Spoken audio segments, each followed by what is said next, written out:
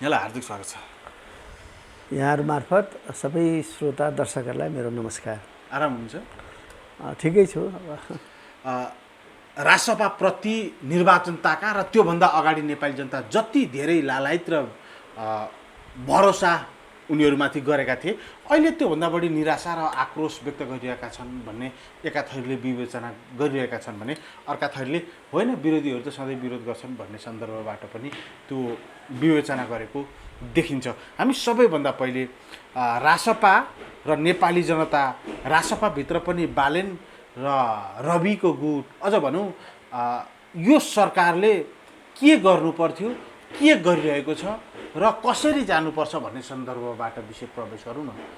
यहाँले ठ्याक ठ्याक देख्नुभएको नेपाली जनताको सुशासनको अपेक्षा भनौँ, या तीव्र गतिको गुणस्तरीय सेवा प्रवाहको अपेक्षा भनौँ, या अन्य यावत जे जति परराष्ट्रदेखि लिएर आन्तरिक राजनीति सन्दर्भमा नियुक्तिदेखि लिएर यावत संवैधानिक अङ्गको चाहिँ काम कारबाहीका सन्दर्भमा समेत प्रश्न उठाउने गरिन्छ।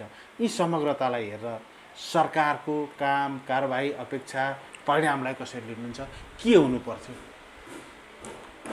अब सुन्दा अलिक फरक सुनिएला, तर मुख्य कुरा के भने सामान्य ज्ञान, कमन सेन्स, जनतामा भएको जो कमन सेन्स छ त्यसलाई राजनीतिक पार्टीहरूले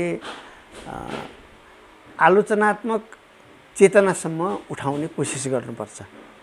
राजनीतिक पार्टीको मुख्य काम चाहिँ त्यो हो।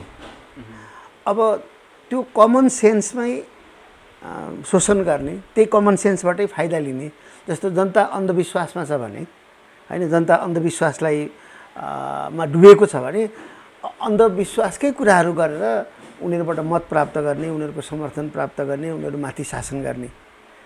अर्थात् पोलिटिकल पार्टीले जनताको कन्सेन्ट लिइराख्नुपर्ने हुन्छ, जनताको सहमति लिइराख्नुपर्ने हुन्छ।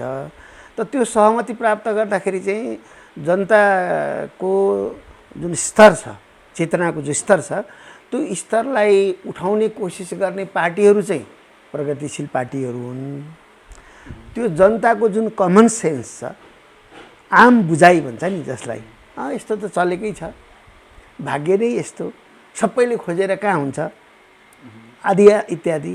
विदेश गएका छन्, गएकै छन् त, राम्रै भएको छ, पैसा कमाएर ल्याएका छन्, बिल्डिङहरू बनाएका छन् आदि इत्यादि कुरा जो समाजमा चल्ने गर्छ, त्यो सामान्य ज्ञान हो त्यो चाहिँ होइन। त अब नेपालमा जो विद्यमान अवस्था छ अहिले होइन, त्यो अवस्थामा चाहिँ राजनीतिक पार्टीहरूको तीनटा पोजिसन देखिन्छ। त एउटा पोजिसन भनेको जे चलिरहेछ त्यही, खास गरेर यहाँको जो अर्थ राजनीति छ, यहाँको जो प्रणाली छ, जो नीति छन्, कार्यक्रमहरू छन्, ती चाहिँ यथास्थितिमै यसो लिपापोती गर्ने, सिँगारपटार गराउने र त्यसलाई कायम राख्ने एउटा सोच छ यहाँको अर्थ राजनीतिलाई। अब अर्को सोच भनेको यो साह्रै खराब हो, योभन्दा त पहिलाकै राम्रो थियो, राजतन्त्रकालमै राम्रो थियो भन्ने एक थरी सोच छ। र अर्को तेस्रो पोजिसन भनेको के भने यसलाई चाहिँ बदल्नुपर्छ, यसलाई फेर्नुपर्छ, अहिलेको जो अवस्था छ, अर्थ राजनीतिक अवस्था छ, त्यसलाई फेर्नुपर्छ भन्ने तीनटा राजनीतिक सोचहरू चाहिँ देखिन्छ। त्यसमध्ये यो पछिल्लो जुन एडभान्स सोच हो कि नेपालको अर्थ राजनीतिलाई फेर्नुपर्छ, नेपालको शिक्षा व्यवस्था फेर्नुपर्छ, नेपालको कृषि नीतिलाई फेर्नुपर्छ, नेपालको उद्योग नीतिलाई, परराष्ट्र नीतिलाई चाहिँ अद्यावधिक गर्नुपर्छ, अप टु डेट गर्नुपर्छ, नेपाल सुहाउँदो, नेपालको हितमा लैजानुपर्छ भन्ने सोच चाहिँ एकदम कमजोर हालतमा छ।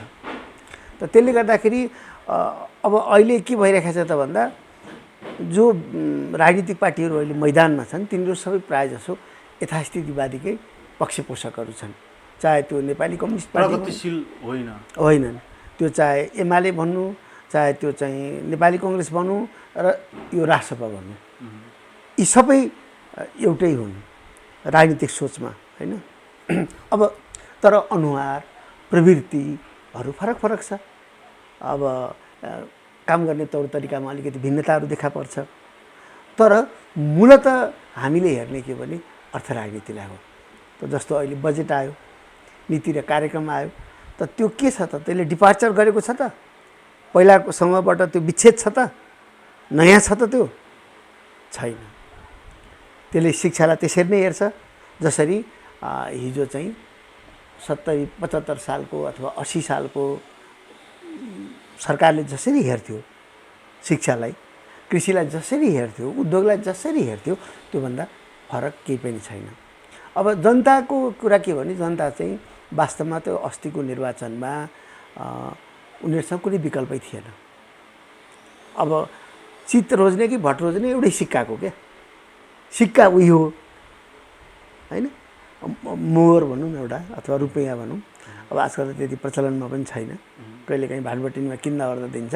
त त्यो सिक्का चाहिँ यता र उता लो यता लिने कि यता रोज्ने जस्तोमा पुग्यो क्या जनता। जनतासँग कुनै चोइस पनि विकल्प पनि थिएन। तर जनताले हिजो गनाएका, भुक्तभोगी भएका जनता, धेरैचोटि ठगिएका होइन, धेरैचोटि लुटिएका हुनाले या अपेक्षाकृत डेलिभरी नदिएको आरोप लागेका नेताहरूको कारणले गर्दा पुराना गनाएका, उहिले गनाएर सडिसकेका भनौँ न, अब तिनीहरूलाई पन्छाएर चाहिँ उनीहरूले सिक्काको अर्को भागलाई, चित्त एउटै हो तर अर्कोलाई रोजे। त त्यो रोजेपछि अब परिणाम के आउँछ त भन्दा त राजनीतिक सोच त त्यही छ। कुनै रेभोल्युसनरी सोच, कुनै प्रगति सोचबाट उनीहरू गाइडेड त छैनन्। र अब अर्को कुरो के भइदियो भने उनीहरूलाई एउटा चुनौती के पनि भयो भने उनीहरूको पार्टी पनि बनाउनु पर्ने, यही बेला यतातिर सरकार चलाउनु पर्ने, अर्कोतिर सँगसँगै पार्टी निर्माण भएकै छैन। अब विभिन्न प्रवृत्ति, विभिन्न सोचका महत्त्वाकांक्षीहरू, अब असन्तुष्टहरू, केही राम्रा केही नराम्रा, कोही दुष्ट कोही असल, यी तमाम चाहिँ त्यहाँ आएर जम्मा भएका छन्। त त्यसैले अब जनताको अगाडि त हिजोका राजनीतिक पार्टीहरूले पनि ठुल्ठुलो आश्वासन दिन्थे, त्यो पुरा गर्दैनथे। अब अहिलेका राजनीतिक पार्टीहरूले पनि आश्वासन चाहिँ तिनीहरूको भन्दा पनि अब आश्वासन दिनमा किन कन्जुसियाइ गर्नु भनेर बेसरी दिए आश्वासन। तर अब मैले भनिरहेको छु उनीहरू पार्टी फर्मेसनमा पनि छन्, उनीहरूलाई एउटा पार्टी पनि बनाउनु पर्नेछ। त यो ठुलो अन्तर्विरोध त्यहाँ चाहिँ सिर्जना भएको छ, तनाव चाहिँ त्यहाँ सिर्जना भएको छ। एकातिर सरकार भएको नाताले उनीहरूले जनतालाई डेलिभरी दिनुपर्नेछ। अब हिजो बाचा बन्धन गरेका कुराहरूमा चाहिँ उनीहरूले केही न केही त गर्नु पर्यो। दोस्रो कुरो उनीहरूलाई यही क्रममा एउटा पार्टी पनि निर्माण गर्नुपर्नेछ। एउटै सोच भएको, एउटै चिन्तन भएको, एउटै राजनीतिक दर्शन भएको। अब पार्टी भए त एउटा विचारबाट गाइडेड हुनुपर्छ। त कुन विचार त, अब कसको जस्तो विचार त, कहाँको जस्तो त भन्दाखेरि त्यसमा बेसरी अलमल छ उनीहरूको बिचमा। त त्यो एकातिर उनीहरूको पार्टी निर्माणको अलमल, अब पार्टी निर्माणको अलमल सँगसँगै अब मान्छेका आकाङ्क्षाहरू टक्राउँछन्, मान्छेका स्वार्थहरू टक्राउँछन्। त त्यहाँ कुनै आदर्शको राजनीति गरेर ठुलो आन्दोलन गरेर क्रान्ति गरेर आएका चाहिँ भेटरानहरू त छैनन्। त भए त उनीहरूको आफ्नो व्यक्तिगत आकाङ्क्षाहरू हुन्छन्, ती आकाङ्क्षाहरू बेसरी टक्राउँछन्। अब नेपाली जनताले यसलाई विटनेस गर्नु पर्यो, हेर्नु पर्यो। अहिले यो राष्ट्रपा सरकारको अहिलेसम्मको सम्पूर्ण गतिविधि हेर्दाखेरि प्रधानमन्त्रीको तहबाट नेपाली जनताको अपेक्षा र प्रधानमन्त्रीको तहबाट भएका काम कारबाहीहरू, गृहमन्त्री, परराष्ट्र मन्त्री, अर्थमन्त्री लगायतका विशेष मन्त्रालयहरू छन्। यद्यपि रक्षा मन्त्रालय त प्रधानमन्त्री स्वयं राजेन्द्र शाहले राखेको अवस्था छ। यी मेन मन्त्रालयहरूको र प्रधानमन्त्री कार्यालयको काम कारबाही र उनीहरूले दिएको आउटपुटलाई चाहिँ कसरी विवेचना गर्न सकिन्छ? अब कुनै पनि सतहमा देखिने कुराहरूको भित्री कारण हुन्छ। अब त्यो कारणतिर जाउँ कि यो मतलब हामी लक्षणहरूको बारेमा कुरा गरौँ क्या। जस्तो रोग छ, रोगको लक्षण हुन्छ होइन, ज्वरो आउँछ, निन्द्रा लाग्दैन, खाना रुचि हुँदैन, त्यो रोग होइन नि, त्यो त रोगको लक्षण हो। रोग त अर्कै छ नि त होइन। त्यसैले अब हामी पहिला के क्लियर हुनु पऱ्यो भने आदरणीय नेपाली जनसमुदाय अथवा हाम्रो श्रोताहरू जो हुनुहुन्छ, जसले यसलाई हेर्नुहुन्छ, उहाँहरूसँग हामी के गरौँ भने हामी रोगको लक्षणको कुरा नगरौँ, रोग के हो भन्ने कुरा गरौँ क्या। त रोग के हो त भन्दाखेरि नेपाली समाजमा 63-64 पछाडि अलिकति लामो हुन्छ, तर तपाईँले धैर्य राखेर सुनिदिनुहोस् र आदरणीय जनसमुदायले पनि धैर्य राखेर सुनिदिनुहोस्। 63-64मा आएर नेपाली समाजका सम्पूर्ण अन्तर्विरोधहरू, एकदम भित्री तहमा जति अन्तर्विरोधहरू थिए त्यो छताछुल्लो रूपमा चाहिँ बाहिर आएको थियो 63-64मा। जस्तो यहाँ जात व्यवस्थाभित्रको, यहाँ महिला पुरुषको बिचको, यहाँ क्षेत्रहरूको बिचको, जस्तो सेती महाकाली कर्णाली र यता बागमती जनकपुर आदि जस्ता क्षेत्रहरूको बिचको जो भिन्नता थियो, किनभने कर्णालीको सिङ्गो बजेटभन्दा बढी चाहिँ यहाँ एउटा जिल्लामा गइरहेको थियो, अथवा जिल्लाको पनि एउटा क्षेत्रमा बजेट गइरहेको थियो, सिङ्गो कर्णालीभन्दा बढी क्या। त त्यसले गर्दाखेरि यो सबै क्षेत्रीय उत्पीडन, जातीय उत्पीडन, लिङ्गीय उत्पीडन, होइन, वर्गीय उत्पीडन, यो सबै कुरा 63-64मा चाहिँ बेसरी चाहिँ बाहिर आयो। त्यो जनआन्दोलन, जनयुद्ध भनेको त्यसै आउँदैन क्या, त्यो जनताको त्यो असन्तोषहरू नै त्यहाँ आएको थियो। त्यो यसरी हुडुलिएर आएको बेलामा अब त्यसलाई समाधान गर्नको निम्ति यहाँको राजनीतिक पार्टीहरूले जुन प्रकारको एउटा राजनीतिक मार्गचित्र बनाउन सक्नु पर्थ्यो, त्यसरी आएको बाढीलाई चाहिँ एउटा नहर जस्तो बनाएर, होइन, त्यो ऊर्जालाई उत्पादनमा जोड्नु पर्छ, जसरी प्रयोग गर्नु पर्थ्यो त्यो प्रयोग गर्न असफल भए यहाँका राजनीतिक नेताहरू, होइन। पहिला कुरा यो स्पष्ट रूपमा बुझ्नु पर्यो। त्यो 63देखि कसले जितेको भन्ने नै थाहा भएन। 63-64 पछि त यो समाजमा चाहिँ मजदुर किसानले जितेको हो कि दलाल पुँजीपतिले जितेका हुन् कि, यहाँका चाहिँ ठुल्ठुला धनपतिहरूले जितेका हुन् कि, यहाँका चाहिँ सुकुम्बासीले जितेका हुन् कि, यहाँको यो मकै पोलेर बेच्नेहरूले जितेका हुन् कि, यहाँ चाहिँ मतलब छोराछोरी सबै लगेर अमेरिकामा राखेर अमेरिकामै घर किन्नेहरूले जितेका हुन् कि, त्यो निश्चित भएको थिएन। यो लडाइँ चल्दै थियो। त यस्तो स्थितिमा के हुन्छ भने जब दुईटा वर्गको लडाइँ, दुईटा, किनभने जस्तो स्वार्थ मिल्दैन, जस्तो अब अमेरिकामा छोराछोरीहरू राखेर उहाँ चाहिँ अस्ट्रेलियामा घर किन्ने, त्यहाँ चाहिँ रेस्टुरेन्ट किन्ने मान्छे र यहाँ मकै पोलेर बेच्ने मान्छेको स्वार्थ त मिल्दैन। जेनजी या उमेर समूह मिलेर त भएन, त्यो उमेरको मतलबै छैन क्या। त्यो त बेकार, त्यसलाई धेरै महत्त्व दिएका मात्रै हुन् मान्छेले। त मुख्य कुरा के भने त्यो दुईटा सङ्घर्षरत, त्यो जहिले पनि सङ्घर्षरत रहन्छ। त त्यो सङ्घर्षरत दुईटा पक्षहरूको बिचमा जब एउटाले जित्दैन, कुनै एउटाले जितेको स्थिति बन्दैन, त त्यो स्थिति चाहिँ लामो समय रह्यो भने, होइन, के हुन्छ त भन्दाखेरि त्यसमा चाहिँ अब कहिलेकाहीँ दुईटै शक्ति खत्तम हुन्छन्, लडिरहेका दुईटै शक्ति खत्तम पनि हुन सक्छन्। तर यदाकदा चाहिँ के हुन्छ त भन्दाखेरि एउटाले जित्छ। त अहिले के देखिँदैछ त भन्दा अब यहाँको जो शोषकहरू, यहाँका जो सामन्तहरू हो, यहाँका जो नोकरशाहहरू हो, यहाँका दलाल पुँजीपति, उनीहरूले जिते। किन कसरी जिते त भन्दा उनीहरूले ती गरिब, निमुखा, सुकुम्बासी, दलित, हरिजन, महिलाहरूको आवाज उठाउने पार्टीका नेताहरूलाई नै आफ्नो पक्षमा ल्याए। जस्तो यो पछिल्लो 10-15 वर्ष कम्युनिस्ट पार्टीका नेता भन्ने मान्छेहरूले चाहिँ ती आफ्ना मजदुर किसानहरूको होइन कि ती दलाल, नोकरशाह, पुँजीपतिहरूकै सेवा गरे। त त्यसले गर्दाखेरि अहिले देखा परेको के भने उनीहरूले जितेको। अब यहाँ अलिकति कम्प्लिकेसन के देखिन्छ त भन्दाखेरि जहिले पनि अब राज्य चाहिँ यस्तो बेलामा वर्गभन्दा माथि, समाजभन्दा माथि उठे जस्तो देखिन्छ। र जहिले पनि यस्तो बेलामा अब अहिले के देख्यो त भन्दा हामीलाई राजनीतिक शक्ति चाहिँदैन, हामीलाई राजनीतिक अधिकार चाहिँदैन। अहिले लक्षण नि त्यो पुरै आइसकेको छैन, तर अहिले लक्षण के देखिन्छ भन्दा यहाँको पुँजीपति वर्ग, यहाँको सामन्त वर्ग, यहाँको चाहिँ नोकरशाह के भनिरहेछ भने हामीलाई राजनीतिक अधिकारसँग केही मतलब छैन, हाम्रो आर्थिक हित जोगाइदेऊ बस भन्ने स्थितिमा पुग्छ। त्यो फ्रान्समा पनि पुगेको थियो, त्यो इटालीमा पनि पुगेको थियो इतिहासलाई हेर्ने हो भने। र त्यति बेला जो शासन गर्न भनेर आउँछ, त त्यो शासन गर्न आउनेले सबभन्दा बढी कसलाई रिजाएर आउँछ त भन्दा त्यसले लुम्पेनहरूलाई, आवारा सर्वहारा, टुटपुजिया भन्छ हिन्दीमा, हाम्रो के भन्छ त्यसलाई, सबै सम्पत्ति मतलब गुमाएको क्या, टाट पल्टेको भन्छ नि, होइन। त्यो टाट पल्टेको भनेको आर्थिक रूपमा टाट पल्टिनु पर्दैन, बौद्धिक चेतनामा टाट पल्टियो भने पनि हुन्छ। त जस्तो अहिले तपाईँ देख्नुहुन्छ केही मान्छेहरू घसिरिराखेका छन्। हिजो तिनीहरू एमालेका, कङ्ग्रेसकोमा अथवा माओवादीकोमा बडा चाहिँ मतलब घुमेको देखिन्थ्यो। त ती मान्छेले अहिले बिस्तारै चाहिँ यो नयाँ शासकहरूलाई खुसी पार्नका निम्ति केही न्यायाधीश, पूर्व न्यायाधीशहरू, केही पूर्व पुलिसका हाकिमहरू, केही पूर्व चाहिँ नोकरशाहहरू, केही पूर्व शैक्षिक संस्थानमा काम गर्ने मान्छेहरू तपाईँ घसिरहेको देख्नुहुन्छ। तपाईँले यसो पढ्नुहोस्, हेर्नुहोस्, त उनीहरू घसिरेर तिनीहरूको सेवामा गइरहेको देखिन्छ। र ती भनेको के हो त भन्दा ती टाटपल्टिका हुन् तिनीहरू।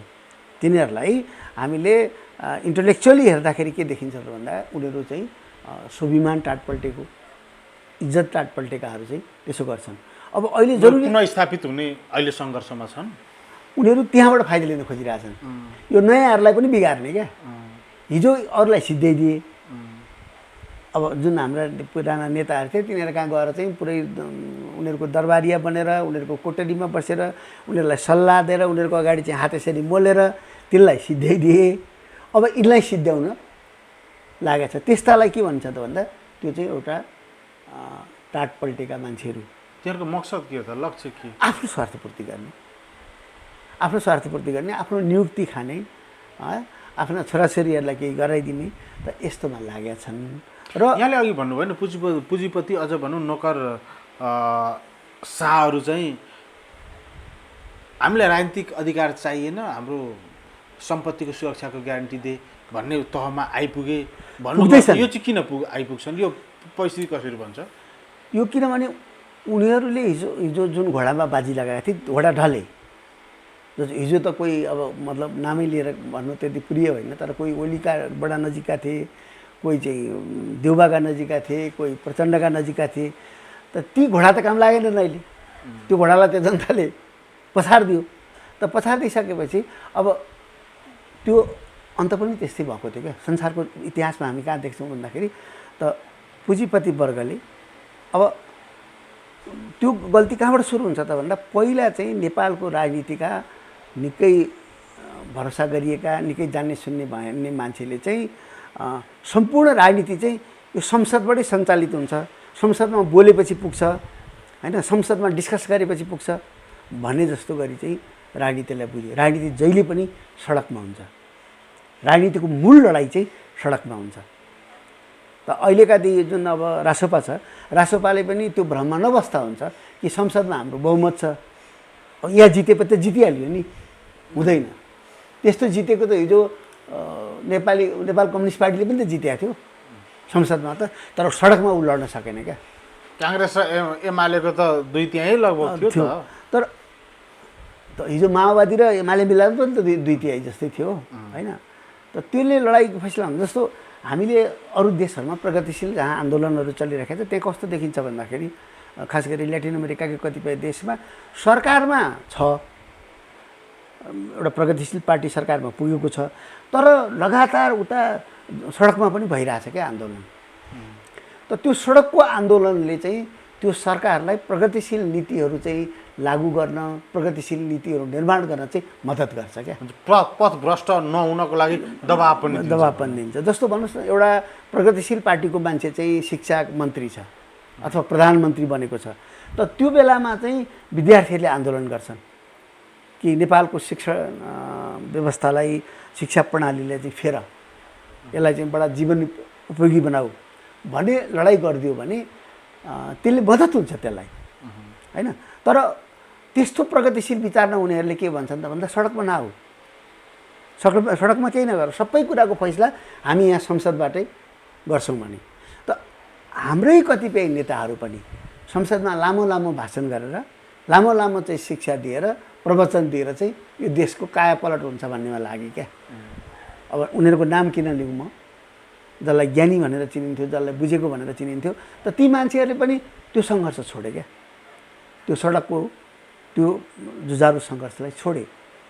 त्यसैले अब हामी जस्ता मान्छेहरूले त्यो कुरा उठाइराख्यौँ। जस्तो मैले हेटौँडाको महाधिवेशनमा जुन बेला म त्यो पार्टीमा काम गर्थेँ त्यति बेला मैले यो कुरा स्पष्ट लेखेको छु क्या। तपाईँले सडकमा सङ्घर्ष गर्न सक्नु भएन भने तपाईँले सरकारमा गएर केही पनि गर्न सक्नुहुन्न। तपाईँले दुई ठाउँ मुख्यतः तपाईँले सडकमै ध्यान दिनुपर्छ, किनभने वास्तविक पोलिटिकल फाइट चाहिँ सडकमा हुन्छ। त अब यहाँ बनिसक्यो नि त, एउटा नजिर बनिसक्यो नि त। अब भोलि एउटा आन्दोलन गर्नेले पहिलो मागै त्यही राखिदिन्छ, संसद विघटन गर, किनभने संसद विघटन गर्न त केही नै चाहिँदो रहेछ होइन।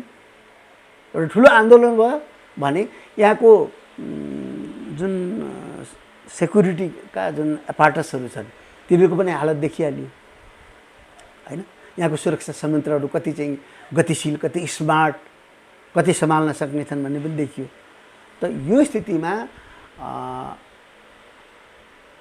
हामीले के बुझ्नु पर्यो त भन्दाखेरि धेरै आशा गरेर धेरै निराशा आउँछ। त जनताले यदि यो नयाँ सरकारबाट धेरै आशा गरेको छ भने त्यो निराश हुने स्थितिमा पुग्छ। अब के लाग्छ त भन्दा यो जनताको आवश्यकता र सरकारको चाहिँ डेलिभरी त त्यो अन्तर्विरोधले राजनीतिलाई अर्को ठाउँमा पुर्याइदिन सक्छ। जस्तो यो पार्टी कसरी बनिसक्छ क्या, रासोपा पार्टीको रूपमा कसरी आइपुग्छ क्या। यो भित्रका विभिन्न प्रवृत्ति त लड्छन् अब त आपसमा। त लड्दाखेरि एउटै पार्टी बनाएर त्यही भित्र लड्ने खालको स्थिति बन्यो भने त त्यो एउटा राम्रै हुन्छ राजनीतिक स्थायित्वको निम्ति, नत्र भने त्यो पनि टुक्रा हुनसक्छ क्या। त राजनीतिको हिसाबले, नीतिको हिसाबले, विचारको हिसाबले त नेपाली कङ्ग्रेस र उनीहरूको बिचमा खासै भिन्नता देखिँदैन। त नेपाली कङ्ग्रेस पनि करिब करिब लडिरहेको छ आपसमा। नेपाली कङ्ग्रेस पनि एकदमै भर्टिकल ढङ्गले दुई टुक्रा हुन खोज्दैछ। त यो स्थितिमा अब रासोपा के हुने हो क्या। त रासोपाको एउटा हिस्सा चाहिँ भोलि कङ्ग्रेससँग गएर मिल्यो भने पनि अचम्म नमान्दा हुन्छ, अथवा काङ्ग्रेसको एउटा हिस्सा गरेर रासोपामा मिल्यो भन्दाखेरि पनि अचम्म नमान्दा हुन्छ। किन त्यो खालि नाराको रूपमा हिजोदेखि धेरै कुरा बोल्दै आएको हुनाले एमाले माओवादी चाहिँ त्यहाँ हटाउँदैन, किनभने कम्युनिस्ट नामबाट छन्, नामले गर्दा उनीहरूको नि प्रवृत्ति त कम्युनिस्ट होइन। तर हिजोको नाम, हिजोको इतिहास आदि धेरै कुराले उनीहरूलाई रोक्छ त्यहाँ जानलाई। फेरि एउटा कुरा त के हो भने नेपालमा अहिले कम्युनिस्ट पार्टी छैन, तर कम्युनिस्टहरू त छन् नि। ती कम्युनिस्टहरू चाहिँ त्यहाँ हटाउँदैनन् क्या। अब कम्युनिस्टहरू एक ठाउँमा आउन सक्ने स्थिति पनि बनिरहेको छैन। त त्यो नबन्नुको कारण के भने कम्युनिस्टहरू आफ्नो हिजोको जुन स्कुल थियो, जुन पाठशालामा उनीहरू दीक्षित भए, त्यो पाठशालाबाट बाहिर आउन सकिरहेको छैनन् क्या। सर यो माओवादी, जनयुद्धकालीन माओवादी आलोचकहरू त्यस बेलाका सत्ताधारी काङ्ग्रेस, एमाले, राप्रपा यिनीहरूले अक्सर भन्ने गर्थे उग्र वामपन्थी भयो, उग्र क्रान्तिकारी भनेको मतलब आज जेनजी आन्दोलनमा जुन तहको क्रान्तिकारी धार देखियो नि युवा पुस्तामा, त्योभन्दा त 10औं गुणा क्रान्तिकारी रहेको त्यस बेलाको माओवादी एकाएक तपाईँले भन्नुभयो यो अवस्थामा आइपुग्नुको कारण चाहिँ के हुनसक्छ? जस्तो मान्छेले त आफ्नो जनताको आवाज, बोली, धारलाई एकाएक कसरी छोड्दो रहेछ? नै यस्तो नि, अब विचारमा तपाईँ स्खलन भएपछि यो त कस्तो भने जस्तो शरीरलाई हेर्नु, शरीर टोटल चाहिँ गाइडेड चाहिँ दिमागबाट छ। जस्तो 65-67 सालदेखि यताकै कुरा गरौँ न।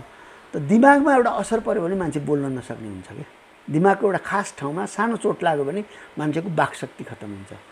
जनयुद्धकालमा माओवादीको के थियो त्यत्रो शक्ति र पछाडि के चोट लाग्यो त त्यो शान्ति प्रक्रियामा आएपछि? त्यो भनेको हिजो उसको त्यो विचार, जो सिद्धान्त थियो नि, ऊ चाहिँ मार्क्सवाद, लेनिनवाद, माओवाद भन्थ्यो होइन। त्यसले एउटा निर्दिष्ट बाटो तय गरेको थियो कि हामी एउटा समतामूलक समाज बनाउँछौँ, हामी शोषणको विरुद्ध जान्छौँ, हामी अन्यायको विरुद्ध जान्छौँ, संसारको जुनसुकै कुनामा हुने अन्यायको पनि हामी विरोध गर्छौँ भन्ने खालको विचारबाट निर्देशित हुँदाखेरि चाहिँ ऊ बलियो भयो होइन।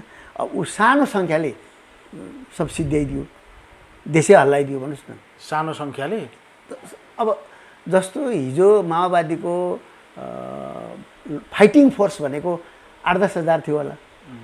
त 8-10 हजार फोर्सले यहाँ 1.5-2 लाख भएको चाहिँ सुरक्षा संयन्त्रहरूलाई त थर्काइदियो नि त।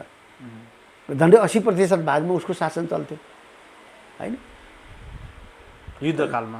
युद्धकालमा सेनाहरू ब्यारेकभित्र कन्फाइन्ड थिए, पुलिस थाना सबै साफ भइसकेका थियो। त भनेपछि तपाईँको विचार बलियो हुँदाखेरि तपाईँ बलियो बन्नुहुन्छ, शक्तिशाली बन्नुहुन्छ। तपाईँको विचारमा खिया लाग्न थालेपछि चाहिँ सबै चिजहरू नाश हुँदै जान्छ। तपाईसँग भएको शक्ति, तपाईसँग भएको ऐश्वर्य, तपाईसँग भएको सम्मान सब समाप्त भएर जान्छ तपाईँले विचारलाई छोडेपछि। त त्यसैले कुन दिनबाट माओवादीले विचार छोड्यो? माओवादीले सनै छोड्दै गयो। जब यहाँ आयो नि काठमाडौँमा, नेपाल मतलब काठमाडौँमा गाउँबाट जब काठमाडौँ आयो, खुला युद्ध मोर्चाबाट शान्ति प्रक्रियामा आयो, आइसकेपछि अब माओवादीको ध्यान चाहिँ कसका चाहिँ जग्गा विवादास्पद छन्, कुन कम्पनी ब्ल्याकलिस्टेड छ, कुन ब्याङ्कले सबभन्दा बढी गडबड गरेको छ, त्यतातिर ध्यान जान थाले त होइन। कहाँको गरिबी छ, त्यो जनताको कसरी अनुसन्धान गर्ने, किन गरिब हुन पुगे तिनीहरूलाई कसरी चाहिँ हामीले माथि ल्याउने भन्नेतिर भन्दा आफू आर्जन गर्नेतिर बढी जान थाल्यो क्या। त्यो त नेतृत्वले त्यो हरकतलाई रोक्न सकेन कि आफू पनि समाहित भयो? पहिला त नेतृत्वले विचार नयाँ ल्याउन सकेन क्या। मैले अघि भने नि त 63-64 एउटा नयाँ विचार लिएर आउनुपर्ने थियो क्या। हिजो त एउटा विचारले लड्यो कि सेना चाहिन्छ, हिजो त सङ्गठनको मुख्य रूप नै सेना हो भन्यो, अनि सर्वहारा अधिनायकत्व लागू गर्ने भन्ने कुरा गर्यो, वर्गशत्रुलाई समाप्त पार्ने भन्ने कुरा गर्यो। तर फेरिको परिस्थितिमा 63-64 आइसकेपछि त त्यो त सम्भव थिएन। अब बन्दुक लिएर त भएन, अब नयाँ नयाँ बन्दुक खोजेर काम थिएन नि त। अब नयाँ नयाँ कलमको काम थियो, नयाँ नयाँ सोचको काम थियो, नयाँ नयाँ विचारको काम थियो। त जस्तो विश्वविद्यालयहरूतिर ध्यान दिनु पर्थ्यो, यहाँको चाहिँ मन्दिरहरूतिर ध्यान दिनु पर्थ्यो, यहाँको मस्जिद, गुम्बा, यहाँको सिभिल सोसाइटी, त्यसलाई कसरी चाहिँ प्रगतिशील बनाउने भन्नेतर्फ जानु पर्थ्यो क्या माओवादी। र त्यहाँ चुक्यो क्या माओवादीले। त त्यसलाई फेरितिर ऊ लागेको भए ऊ आफू पनि कञ्चन बनिरहन्थ्यो। कुनै कुरालाई सफा गर्न लागिरहेको मान्छे आफू पनि निर्मल हुन्छ क्या।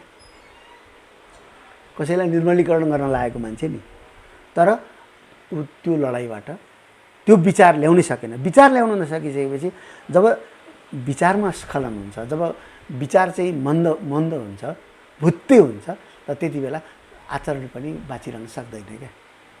त्यसपछि चित्त बुझाउनलाई यही ठिक रहेछ भन्नेतिर गयो क्या होइन। अब हिजो चाहिँ कार्यकर्ताको बिचमा, जनताको बिचमा, सर्वहाराको बिचमा रमाउनुको सट्टा अब छोरीलाई, ज्वाइँलाई, छोरालाई बन्दोबस्त मिलाइदिनेतिर गयो क्या माओवादी। त त्यसले चाहिँ स्वाभाविक रूपमा एउटा ठुलो गल्ती चाहिँ हामीबाटै भएको छ। हिजो कुनै समय आज राष्ट्रपाको युग सुरु हुनुभन्दा पहिले, अझ भनौँ माओवादी जनित्वबाट शान्ति प्रक्रियामा आउँदाको समय यहाँ तीनवटा तबका देखिने गर्थ्यो। एउटा उग्र क्रान्तिकारी माओवादी धार थियो, त्यो जनताको मुद्दा बोकेर आएको, त्यसमा कहीँ कतै सम्झौता गर्न नचाहेको, यद्यपि त्यसो गर्दाखेरि उसलाई देशी विदेशी घेराबन्दीमा परेको अवस्था एउटा सर्वसाधारणको आँखाले हेर्दा त्यो एउटा देखिन्थ्यो भने, अर्को राप्रपा जस्तो एउटा तबका थियो जो रूढिवादलाई चाहिँ आफ्नो सत्ताको आधार बनाएर चाहिँ राजनीति गर्दै आएको। अर्को भनेको काङ्ग्रेस र एमाले वैचारिक हिसाबले फरक भए पनि उनीहरू यथास्थितिवादी जस्तो देखिन्थ्यो। तर आज आइपुग्दाखेरि चाहिँ रासपा मिसियो नि, मिसिसके पछाडि यसलाई कित्ता काट गर्दाखेरि यी शक्तिहरू कुन कुन कति निकट छन्? होइन, मैले त्यही भने अहिले नेपालको राजनीतिमा चाहिँ यथास्थितिवादीहरू धेरै भए। यथास्थिति भनेको जे छ अब अहिले पनि भन्नुहोस् न, नारा सुन्नुहुन्छ नि तपाईँले, एमाले, काङ्ग्रेसले, माओवादीले, पुरानो माओवादी अहिले नेपाली कम्युनिस्ट नाम राखेको छ, त्यसले के भन्छ भने संविधानको रक्षा गर होइन। त संविधानको रक्षा गर, जे छ त्यसको रक्षा गर क्या। त त्यो जे छ त्यसको रक्षा गर्दाखेरि चाहिँ आफ्नो आचरणको पनि रक्षा गर। उनीहरूको जो चलन छ नि, उनीहरूको जो तौर तरिका छ, नीति पास गर्ने तरिका, ठेक्का दिने तरिका होइन, अब कुनै कुरामा चाहिँ सम्झौता गर्ने तरिका पनि त्यस्तै राख्न खोज्ने त्यो एउटा सोच छ क्या। त्यो सोच छ। अब यो अर्को जुन अहिले नयाँ आएको छ होइन, नयाँ पनि यो चाहिँ अग्रगमनकारी अलि छैन योसँग। प्रगतिशील। अब यो नै यसको चाहिँ धेरै कुरा त स्पष्ट छैन होइन। त्यहाँभित्रबाट कहिलेकाहीँ कहाँ कुनाबाट अलिकति राम्रै कुरा पनि सुनिन्छ मसिनो आवाजमा। त अधिकांश चाहिँ उनीहरूको कुरा मूल रूपमा त नीति र कार्यक्रमलाई हेर्ने हो। हामीले बुझ्ने भनेको व्यक्तिगत रूपमा एकचोटि त्यो ढोका खोलिदिउँ न, त्यो भित्र बस्छ क्या।